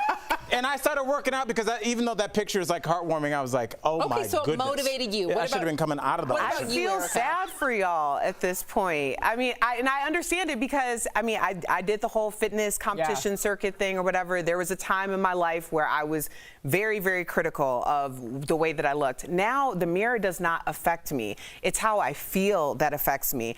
And in fact, like, I mean, I have been through, like 4 different sizes since we started this show. And I started to understand how to dress myself at every size, how to accentuate the things that I was hoping for 4 sizes ago that now I have, and I'm celebrating it. So, you know, the idea of just not, first of all, you're not always going to be generally the same size your entire life. I think that when you start to get more about what it feels like as opposed to what it looks like, then you have a real chance at being happy with yourself regardless. That is a What about you, Sammy? Does the mirror do it for you? I used to be really mean to myself in the mirror, but it did not motivate me. It made me feel really crappy. So now I actually say out loud affirmations to the mirrar. That's great. And I'll have Sophie do it too. We'll say, I am beautiful, I am kind, I am brave. I'm insane. That was a beautiful moment, and you took it, and I love you for it. I actually make Sophie do this in front of the mirror. We go, I am strong. Ew, I think that's cute. Okay, I heard that. I don't know what you mean to say. That's very strange. I don't know. I was trying to be nice, but that's very just strange. Ignore him because I fully saw Sophie with the whole cape because sis can wear a cape, okay? Yes, she can. So I could see her saying, I am strong. She is a superhero. That's for damn straight, right? I love you so much. She's got a Grammy, a lifetime bond with Beyonce, and a new movie. Kelly Rowland is here live. Don't go away. There she is. We're back in 2 minutes.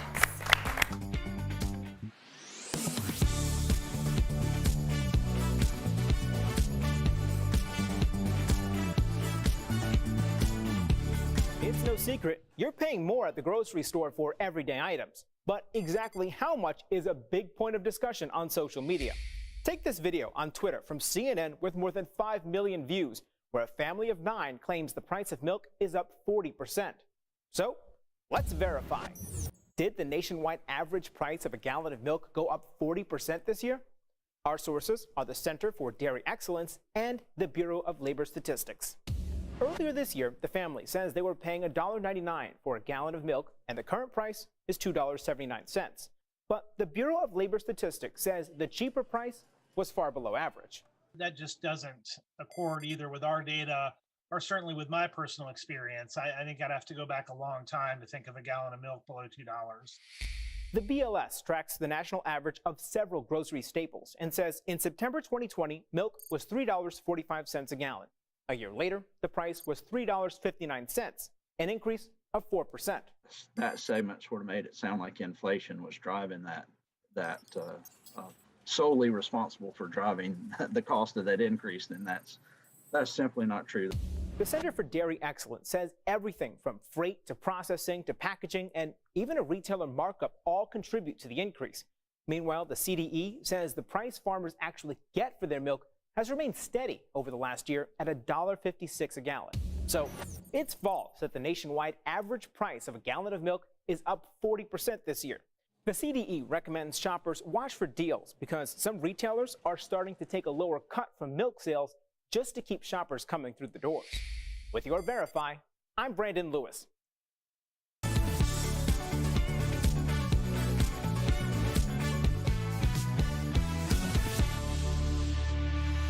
I want our Christmas to be just like this. Peaceful and relaxed. We're here. The holidays can start now. Oh, chaos. Welcome back to DBL. She is a Grammy Award winner, a member of one of the most successful girl groups of all time, Destiny's Child, of course. And she's here to get us in the holiday spirit with her new Lifetime movie. Welcome, Kelly Rowland. Yeah. Hey. So we heard that you were listening to our last block. So what do you think, Kelly, of mirror motivation? Does it motivate you or does it make you feel negative? Oh, no, it definitely motivates me. I think that it's important to always talk to yourself. I actually started that with my, oh my God, how old is Titan now? He's 7. With my 7-year-old, but we started when he was 5. I would write on his mirror, I am strong. I am a Black boy. I have joy. I am great. I make great decisions. I am brave. Yes. Like, I think that when you start your day off like that, it's a conditioning. And when you can say it to yourself, it's even more empowering. Because then if someone says something that's completely opposite of what you're telling yourself, hopefully it repels and it doesn't stick. Can I take a moment to look at the 2 boys that laughed at me for saying affirmations with my child in the mirror? As soon as she said that, I was like, oh no. And then Kelly does that with her child. So now how do y'all feel?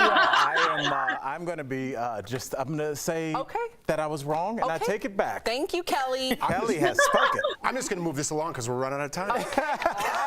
So Kelly, let's talk about your babies because you do have 2 little ones. Do you think that they are destined to follow in your footsteps? Ooh. You know what? I want them to do whatever they want to do as far as goals and, you know, making this just a decision to be good people, to be ones that are honest and have integrity. That's all I care about, you know, and an awareness of self. I have this thing about being a parent where I don't want the world to tell my kids who they are. Beautiful. I love it. And Kelly, I'm a parent of 2 little boys as well as you are. What's your best holiday tradition with your 2 little boys? Because ours are young, 5 and 3.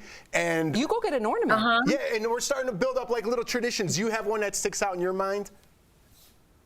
You know, one that I love is cooking. I love baking with Titan. He loves getting his hands dirty. Aww. So we love being in the kitchen. We love hanging out. And he's just really the best kid. Like the bonding, those moments are really sweet. Yeah, it's everything, and you know, Jeff, I see you tearing up a little bit. Well, I mean, like I feel the same way. Kelly, you need to know. Like super famous, but super real. I love that y'all go back and forth with each other. We truly love this. The cameras just happen to be on. We're like this all the time. Yeah, it never ends. Yeah, I mean, Jeff tears up every time he talks about his kids. I do the same, just inside, and I listen to both you and Jeff struggle to like think about like how old your kids were, and I feel like parents were all like, it feels like you're lying when you say how old they are. Like, I feel like my kids are growing up too fast. But anyway, I digress. Yes. Sorry. But do you No, feel I that way as a agree. I parent? agree. Because Titan just turned 7. And Noah is about to be 10 months, but he's trying to be 1 already because he's trying to keep up with his big brother and his brother's friends. But it's too much for me. I'm like, it's almost like Noah was like trying to go from the couch to the table the other day, and I just wanted to just kind of push him down, but I didn't do that, of course. I encouraged him, but I was like, no, you're the last one. Right. You have to slow down. It's the worst. You know? All right. Okay, you have exonerated me. I thought it was great. So I have to ask you this. What is the most memorable Christmas gift that the Queen Beyonce has given you over the years? I don't know. I know one that my husband gave me last year. He actually took my son into the studio and recorded a song that my mother used to sing to me, which was I Love You. And I was already pregnant and emotional, but I have never cried that much, I think. And it was so many tears. And then another thing Titan did was say that he made a card for me and said that he wanted us to have our last date together of just him and I, and him being the only child. Lost it. Wow. Lost it. So that really made me boo-hoo, and that was something that meant a lot to him. Aw. That's everything. Well, Kelly, I love you. Okay, I do, sis. I love you back, by the way. I just have to tell you, you have been such an inspiration in my life. All of the Black girl magic has inspired me to do so many things, seeing you do your thing. So I want to thank you. But I have to talk about Christmas because I know you're talking about your family, and this is such a great time. I enjoyed watching you hide your baby bump, although we knew you had a baby bump in your movie. Right. So the chaos and joy of Christmas is the theme in your Lifetime movie, Merry Little Christmas Baby. So tell us about it. I mean, honestly, it is chaos when the whole family comes into town for Christmas. I remember watching those Christmas movies growing up, or just Christmas movies growing up, and it was always the family coming in, and it was some sort of chaos happening. And I said that I'd like to see that in a Christmas story. And I was so grateful to Lifetime for this opportunity to executive produce and star in Merry Little Christmas. It started out as one, and then it became first comes love, then comes marriage, and now here they are with a baby. But this family is so necessary for television, and the stories that they're telling and the bond between them is just so classic, and it's so beautiful, and it's just joy. And I hope that people feel the warmth and love from this family and get into trouble with us too, because there is a lot of trouble in the little family. Oh, we can't wait. We all need it right now. Merry Little Christmas Baby premieres on And Lifetime. Fam, you are a Christmas I don't miss person. a Christmas movie. I will be literally, I will go home, put it on my DVR, Kelly. I cannot wait. And it does premiere to our viewers on Lifetime November 27th. So go ahead and DVR it right now. Thank you so much, Kelly. You're amazing. Appreciate you. Yes, Thank happy you for having me. holidays. Thank you guys so much. Bye. Happy holidays. We'll be right back. Promotional consideration is brought to you by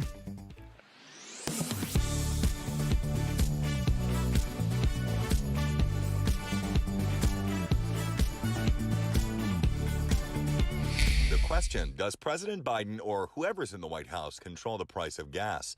Our sources: the official White House Twitter account, the U.S. Energy Information Administration, and Patrick DeHaan, head of petroleum analysis for Gas Buddy. I think as Americans, whenever we see high gas prices, this is just an expected sign. The problem is that there's been volatility in the price of oil. Check out this line graph where it records peaks under each of the last 4 U.S. administrations on a roller coaster ride that's seen it hovering near or blowing past $3 a gallon, no matter who was commander-in-chief. This is a global phenomenon. I just traveled to South America, and they're paying even more than we are.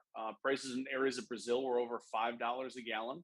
And I was talking to our driver in Brazil, and they're blaming their own president. So it seems very common that the result of high oil prices, everyone's blaming their president. And what about claims it's because the Biden administration tapped the brakes on U.S. energy independence?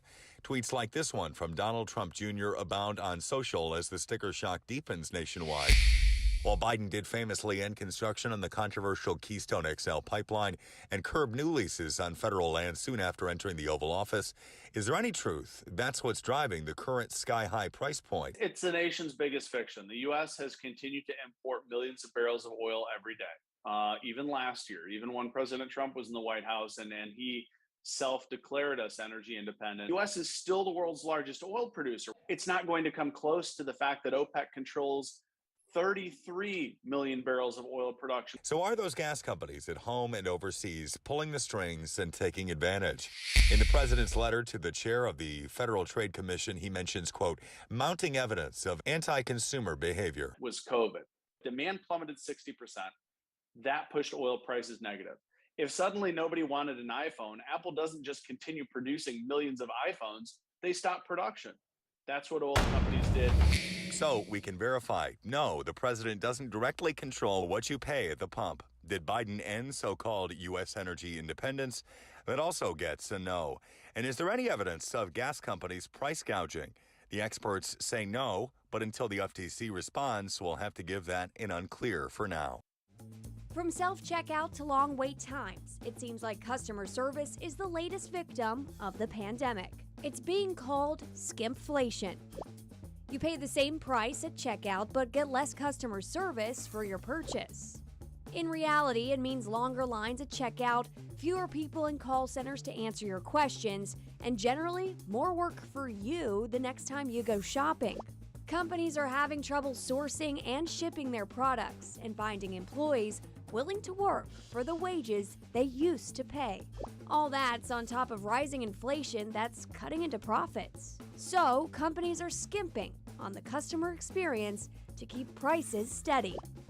That's not to say all stores are taking these steps, but if you expect to be pampered before and after your purchase, be prepared to pay a little extra. Tomorrow on DBL, who are you going to call? How about original Ghostbuster Ernie Hudson? He'll be here live talking all about the new Ghostbusters movie. Plus, Marie Osmond will also be here live to tell us about her festive new Christmas tour. Don't miss Ernie and Marie Friday on DBL. Welcome back to DBL. We're getting a lot of comments about Kelly. Yes. Lori says, love, love, love Kelly Rowland. Wow, she seems so down to earth. She really does. That's what Jeff, yeah. I thought I was going to bust into like, Kelly, I love you. You should have. That would have been amazing. I'm so professional. And then mirror motivation. Carolyn says, I agree with Sam. Mirror affirmations really work. Yep. But what about negative affirmations too? I don't do the I can't. There aren't negative affirmations. I'm seeing Jeff on that If you're one. leaving No. us, you can Why? watch the second half of the show online. Watch on YouTube, dailyblastlive.com, or our DBL mobile app. But if you're sticking around, I'm sticking around. Here's what's I'm coming up. leaving. Bobby Berk is making Yay. headlines today after his big reveal on The Masked Singer. We're asking him all about it live. But first, we're chatting with Candace Cameron Bure ahead of her 10th Hallmark movie. Don't go anywhere.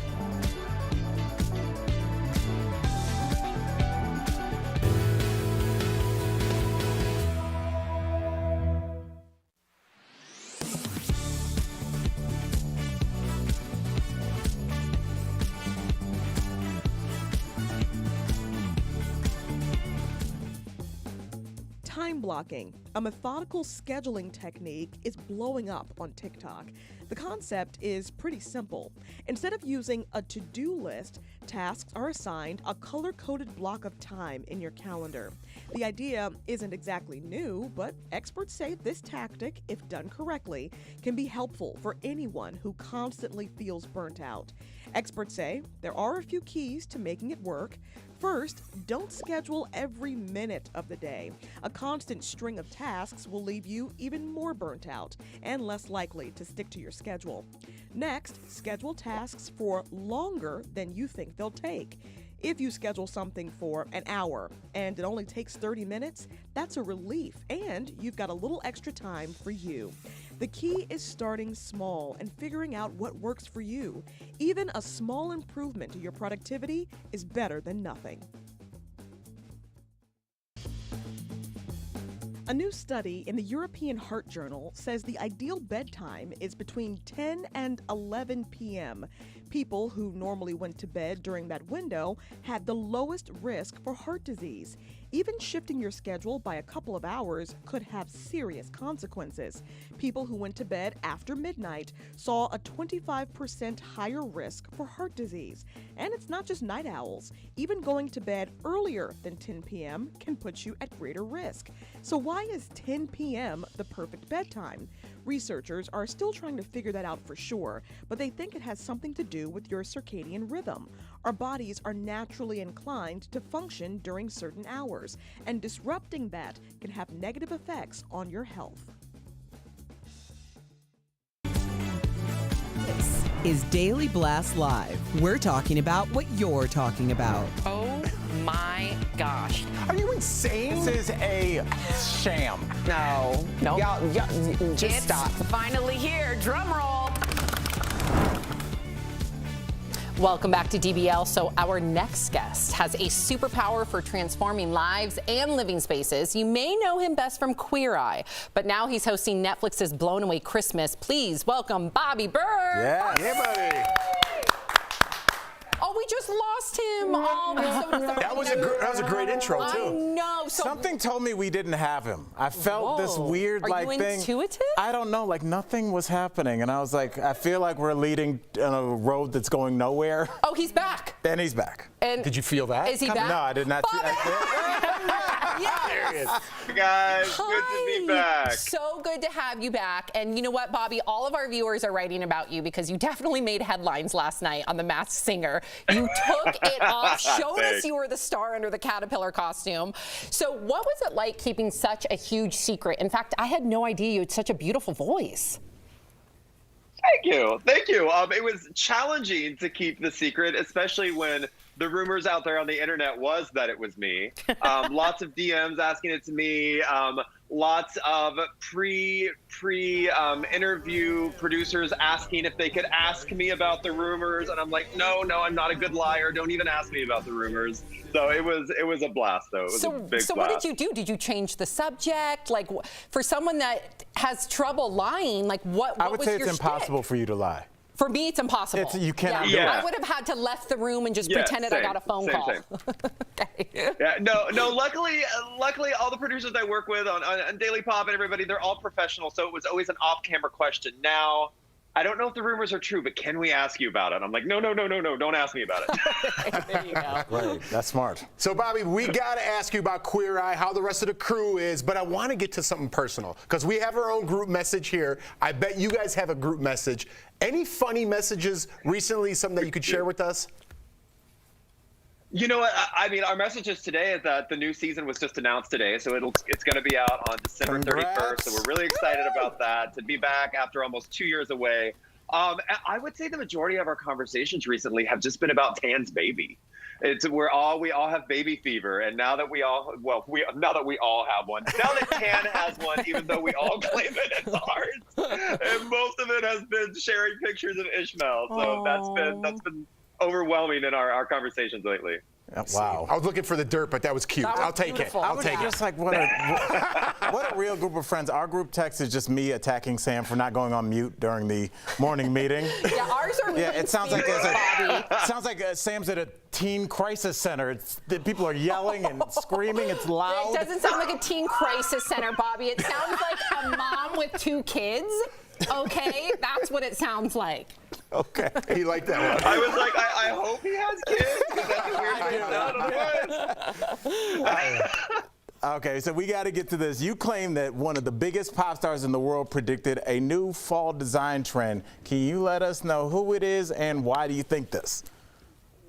Yeah, Adele's, God, the name of the song is, I'm blanking, Go Easy on Me. Her video was just filled with all these beautiful burgundies and merlots and these rich, beautiful fall colors. There we go. Wow. And I just think we're going to be seeing a lot of that in fall and holiday trends. Like, it's just gorgeous. Perfect. I'm wearing burgundy today. Yeah. Al thinks. Hey, he calls himself Al Fashion Jackson, but careful there. I don't call it. That's the streets talking. Oh, the streets. Yeah, the streets are talking, Bobby, but it's not about that. All the way down on Colfax, they're talking. Yes, Colfax, come through, boo. We know we see each other. Okay. Okay, so last time you I used to live there. I know. I know. I was like, which side of Colfax we talking? For the rest of you at home, we're talking about a street in Denver, which also happens to be the longest street in the America. Yeah. Is that true? Yeah. Okay. I think so. Just a little inside knowledge. Okay, so last time you were on, we talked splurging on holiday decor. We need to know what you're splurging on this year since we have just a little bit more normalcy. A little bit of more normalcy. So for me, since this is the first time in 2 years I'm able to have friends and family over for the holidays, I really want everybody to feel special. So I'm personalizing everything. So instead of just little name placeholders, I'm actually putting their names on a customized plate and a customized wine glass that they can then take.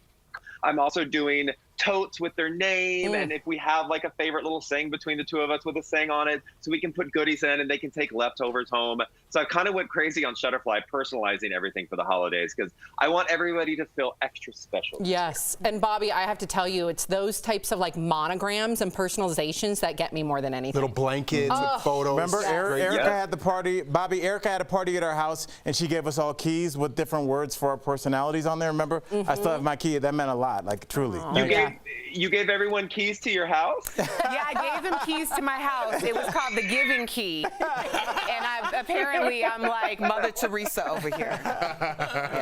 So, and also, when I was little, my family, we used to make these little ornaments out of like ball jar lids, and we'd put pictures in them of our family that year, and we'd send them to like our aunts and uncles and grandparents. But this year, I'm actually doing pretty ones from Shutterfly with pictures of my friends or family, and sending those to all my aunts and uncles and cousins and siblings. You're winning Christmas this year, that's for sure. Okay, so we got to talk about your new show because I cannot wait. It is called Blown Away. But before you became the host, did you hear about it? I mean, you do work on Netflix. Did you want to be a part of the show? How did it all come about? The funny thing is, so this show came on season 1 when we were in Philadelphia filming Queer Eye season 5. And it was my day off. I was sitting at home. I was reading emails or Instagram or something. And whatever I was watching ended, and this started on autoplay. And I remember looking up and going, my God, we've run out of ideas. Glass blowing competition, like this. But it started autoplayed, and I started actually really getting into it. I was like, I should not have judged a book by its glory hole, because this is an amazing show. Hey, a glory hole is a thing you stick the glass in to blow it. You've got to stick it in the glory hole before you can blow it. Otherwise, it won't work. Words to live by. We can't take, we're like 4-year-old children over here. We can't say one little thing that could be an innuendo or a euphemism without all I wouldn't say that's an innuendo. That's a direct endo. Imagine, hey, guys, imagine hosting a show called Blown Away where you're talking about glory holes and you also award Best in Blow. There's one for my mantle. Yes. So I started talking about how much I loved it, and so Netflix is like, hey, do you want to come be a guest judge in season 2? And I was like, absolutely.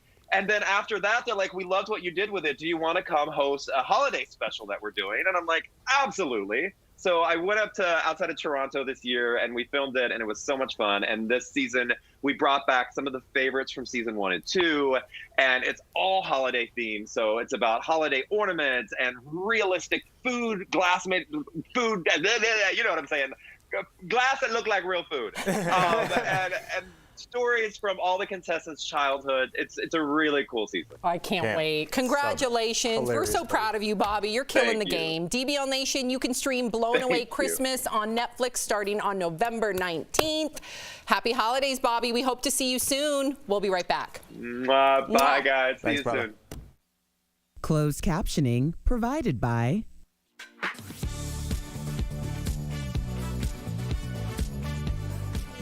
Okay. So her daughter on Us Magazine called her mom out and said her parents are given too much PDA. All right. And she called them out and said it's too much. So just ask her about that. They've been known to be affectionate on Instagram. They've been married for 25 years. Valerie Bure, Gabriella, great job. Star. There you go. Erica, you're going to, Al, you're going to ask about, she's the undisputed Hallmark Queen of Christmas, which you mentioned in the intro. 10th movie. Just unique traditions that her and her family do around the holidays. Erica, you're going to ask about her new movie, The Christmas Contest. She stars in it with her Fuller House, not Full House, but Fuller House love interest, Jonathan Brotherton. But they play exes who are warring at each other. We have a clip, so you're going to throw the clip and then ask her, what was it like to be reunited? Then we hear there are some Easter eggs. Jeff, you got that question? Yep. Scattered across the movie. Right. And then if we have time, or not if we have time, we want to get to her Christmas product line and her clothing line. Okay. All right. Okay. Ta-da. Ta-da. Good job. Another good interview coming up. I think we're 2 for 2 because those were great interviews that we had earlier. Jeff, I wonder, I don't know if I have time to ask Candace this. Do you think you should get something for your 10th Hallmark, like I know that they give you something. I have a friend that's an Uber driver. I think after your like 10,000th drive, they give you like a gold jacket or something. They give you something. So just equivalent of that. But you should 10 Hallmark. You should get. What should you get? Let's go there. Like a ring or a necklace or something. A plaque. A gold card. Like 10 Hallmark. It'd be cool. Like Hallmark should be like, we've employed you 10 times. Here's your thing. Like some sort of award that you earn. I wouldn't even say an award, like, because it's just be for you. Something it's just you like put something on your that mantle. only the people in that, like the Hall of Fame in the NFL Right. has a jacket. Like you should get a jacket. All right. Let's ask her about it.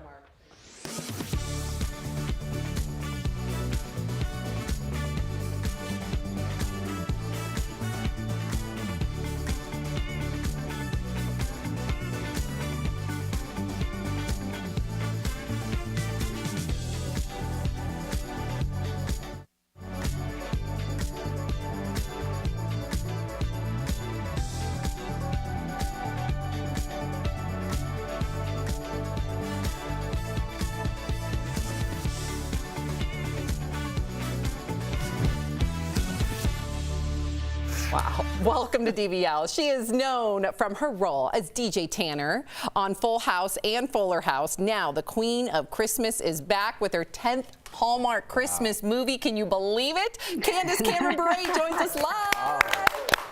Christmas decked out. I love it. You got all the Christmas decorations. I love it. And Christmas is all about the color red and green, apparently. But listen, a lot of our viewers have already wrote in, and they are defending you because you did get some flack on Instagram for wearing a red dress to a wedding. Give me a break, you guys. Leave her be. Cameron, why do you think you're such a lightning rod on social media? Sometimes I think I'm just too happy and positive and perky, and it annoys people. So they just have to say something. Well, I just want to like defend you for you because I didn't know where you were going with that. What? You pause there. Okay, Albert. I'm just saying. She's too nice to ever defend herself. Give her a break, you guys. She can wear a red dress to a wedding. Leave her alone. Okay, go ahead, Jeff. Thanks. I don't know how we're going to follow the Christmas colors of red and green. By the way, Candace, that's how we do interviews here. We say, now you go, Jeff. Erica, talk. Okay, let's get back. Cameron. My wife, she loves you. I love you. My family loves you. But your daughter, so we're going to talk about families, recently said that she thinks, the PDA between you and your husband is too much. Your daughter called you out. Oh. What do you think about that, Cam? Cam? We're friends. Yeah, Candace. Okay. So PDA. Okay. You know what? Married 25 years. If it grosses the kids out, I don't care. I'm happy that my husband and I are in love, and it's okay. We're going to keep kissing till the end and showing affection till the end. And when she's married one day, she'll understand that it's not as disgusting as it seems. Do you guys hold hands when you walk down the street? Yes. We hold hands in the car, like everything.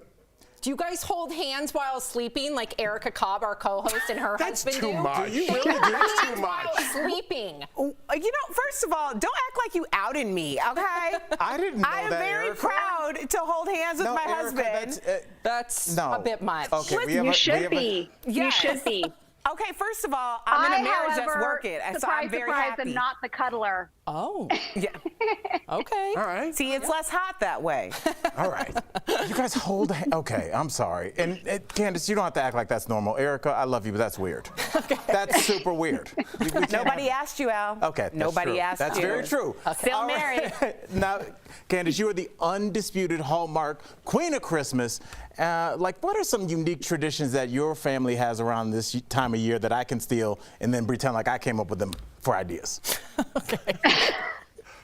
You know what my favorite one is, honestly, for more than 10 years, we've been serving at a homeless shelter Christmas morning. So we get up at 5 a.m., we bring the groceries, we go to this family shelter, and we cook for the 50 to 60 people that are staying there. And then we sit down and eat with them and just share stories and listen to them and bring gifts as well. But it's truly my favorite part of Christmas because we also share the gospel with them. And it's what Christmas is all about.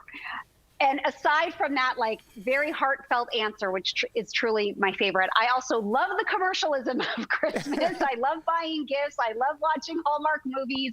I love decorating this. This was put up the day after Halloween. Well, let's talk about your new Hallmark movie, The Christmas Contest, because you star with your Fuller House love interest, John Brotherton, but you guys play exes this time, so let's take a look. Well, I guess lucky you knew me. I mean, because you only learned Christmas trivia because I learned it for you. But you only learned it because you learned it for me, so I guess lucky you knew me, Ben. So is this just going to be awkward with us both in the contest together? Probably for this round, but once you're eliminated today, it'll be totally fine. So what was it like to be reunited and kind of playing the antithesis of your relationship from Fuller House? Oh, it was so great. When we were developing this script, I had John in mind for my leading man for this movie because of the history that we had from Fuller House.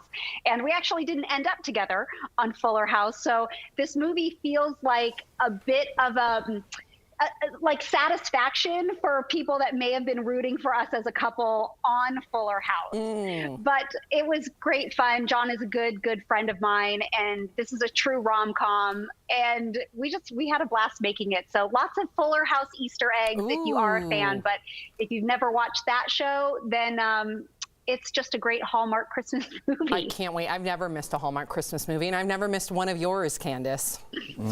Her life is like a Christmas movie. That was scary the way Sam said. You said that like a person that the police would have you down as a person of interest. Candace, on a scale from 1 to 5, how crazy do you think we are? Be honest. I've never missed a movie. 5.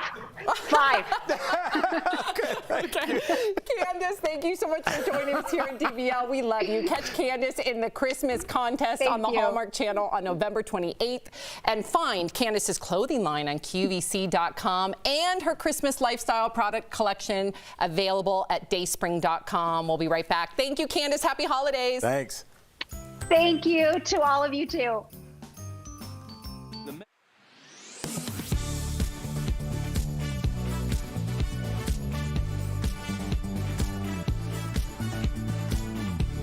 It's no secret, you're paying more at the grocery store for everyday items. But exactly how much is a big point of discussion on social media.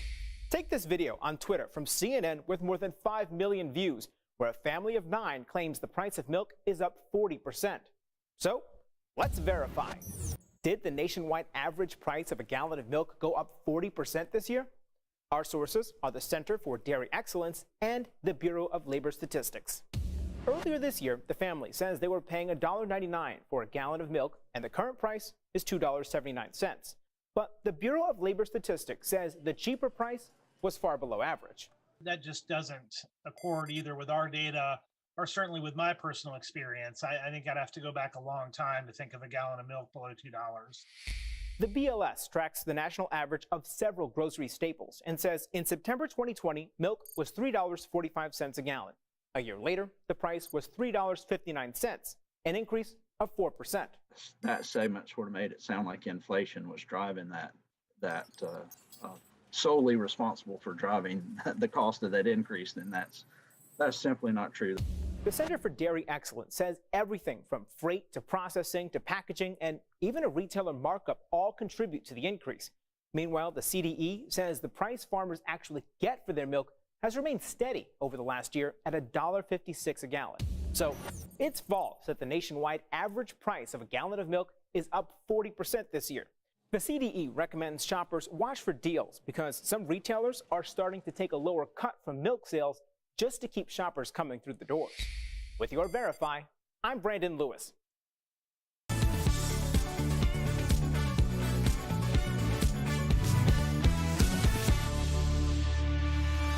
Welcome back to DBL. Our friends at Morning Save have so many great deals for you guys that Steph had not 1, but 2 rounds of products for you this week. Enjoy these amazing deals just in time for the holidays. Check it out.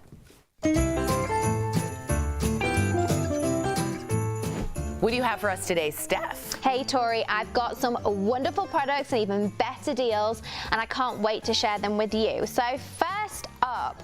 We've got Bib Home 8-piece all-season comforter set, which includes sheets.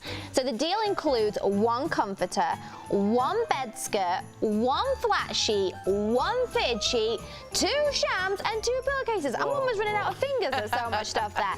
Available in queen or king sets, and it comes in 4 different style options. The comforter's ultra soft shell with 100% down alternative filling provides a cozy yet breathable warmth. It's made with microfiber that resists pilling, maintaining a smooth surface way longer than cotton and other fibers. It's honestly, Tori, so soft. So normally these are $180 for the queen and $260 for the king. You're not going to believe this. What? It's only $59 with us, which saves our viewers 77%. Great price. Great. Starting good, Price Wizard. Oh, yes. Now, Tori, this item will have you staying cozy all winter long. We've got NYC Underground Plus Christmas pajama pants. So the deal includes 1 pair of pajama bottoms, and we've got them available in 3 different styles, sizes small to 3X. So you'll feel like you're wearing a blanket. These are made of the coziest fleece, and they've got an elastic band for a secure fit. So normally they're $36, but right now they're only $15, which saves our viewers 58%. Now that's a good deal for Christmas. Oh my God. And remember being cozy when it's snowing and curling up. Yes. And let me just remind you, elastic bands are your friends. Now, I know if you don't have this next item in your home, you're gonna want it. It's the Pure Daily Care Ultimate Aromatherapy Diffuser and 20 essential oil set. So this deal includes 1 diffuser, 20 essential oils, and a power cable, so you can just rest, relax, and rejuvenate with this aromatherapy diffuser set. It includes 4 timer settings and a convenient auto shut-off feature whenever the water level gets low. Nice. So smart. And the oils don't include any additives or cheap fillers, so you will get the highest quality experience every single time. Nice. Now, normally, this bundle is as much as $200. Okay. But right now, you can get all of this for only $44, which saves you 78%. Scent is such a powerful tool, and with this kit, you get everything you could ever want. For the right price. I know. And then last, Tori, but certainly not least, we've got the Spirit Linen Home 6-piece towel set. So this deal includes 2 bath towels, 2 hand towels, and 2 washcloths, and you'll get your choice of 8 classy neutral colors to choose from. Now it's made of 100% zero twist cotton, so you know these towels are soft, they're absorbent, and they're quick drying. So normally this bundle of towels is around $100. Normal, yeah. But for our viewers here at DBL, you can get them for only $29, which means you're saving 71%. Brilliant, Price Wizard, brilliant. Head on over to morningsave.com to snag these amazing deals at the lowest prices. You can even visit morningsave.com on your smartphone. Thank you so much, Steph. We'll be right back. Promotional consideration is brought to you by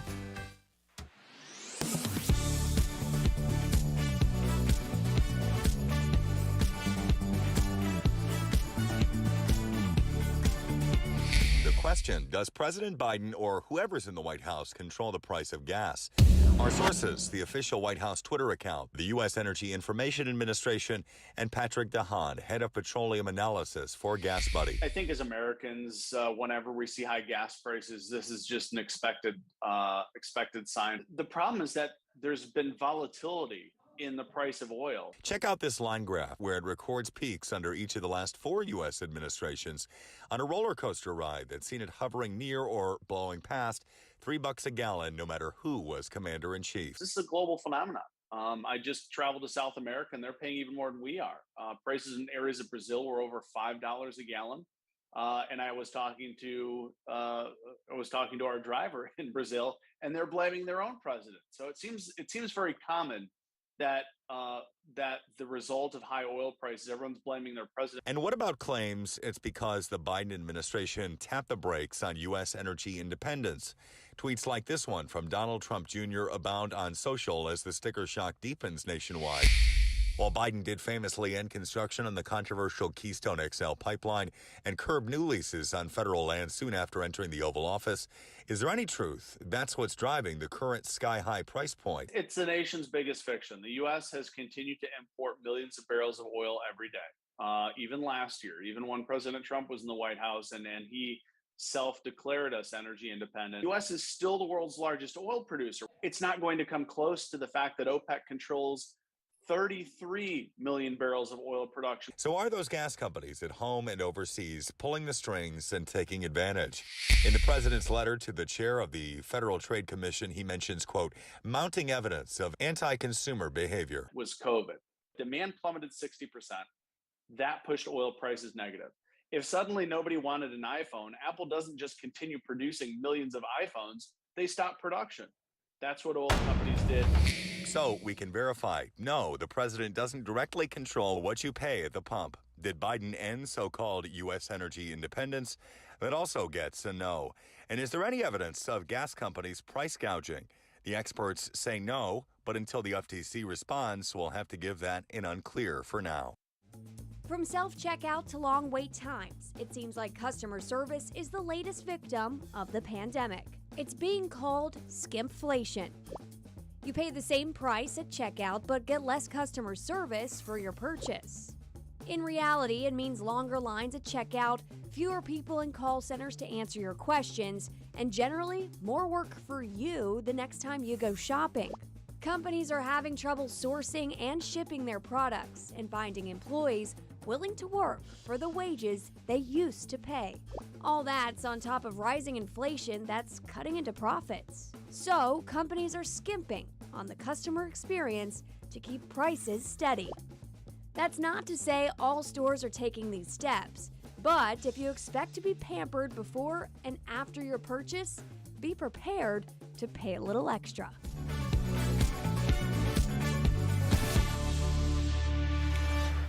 Got a lot of comments about Candace, or I should say Cam. Listen, I want to address that. I screwed up. Her last name's Cameron. We always have Cam Matheson on. He does Christmas, and she called me on it. I'm very embarrassed.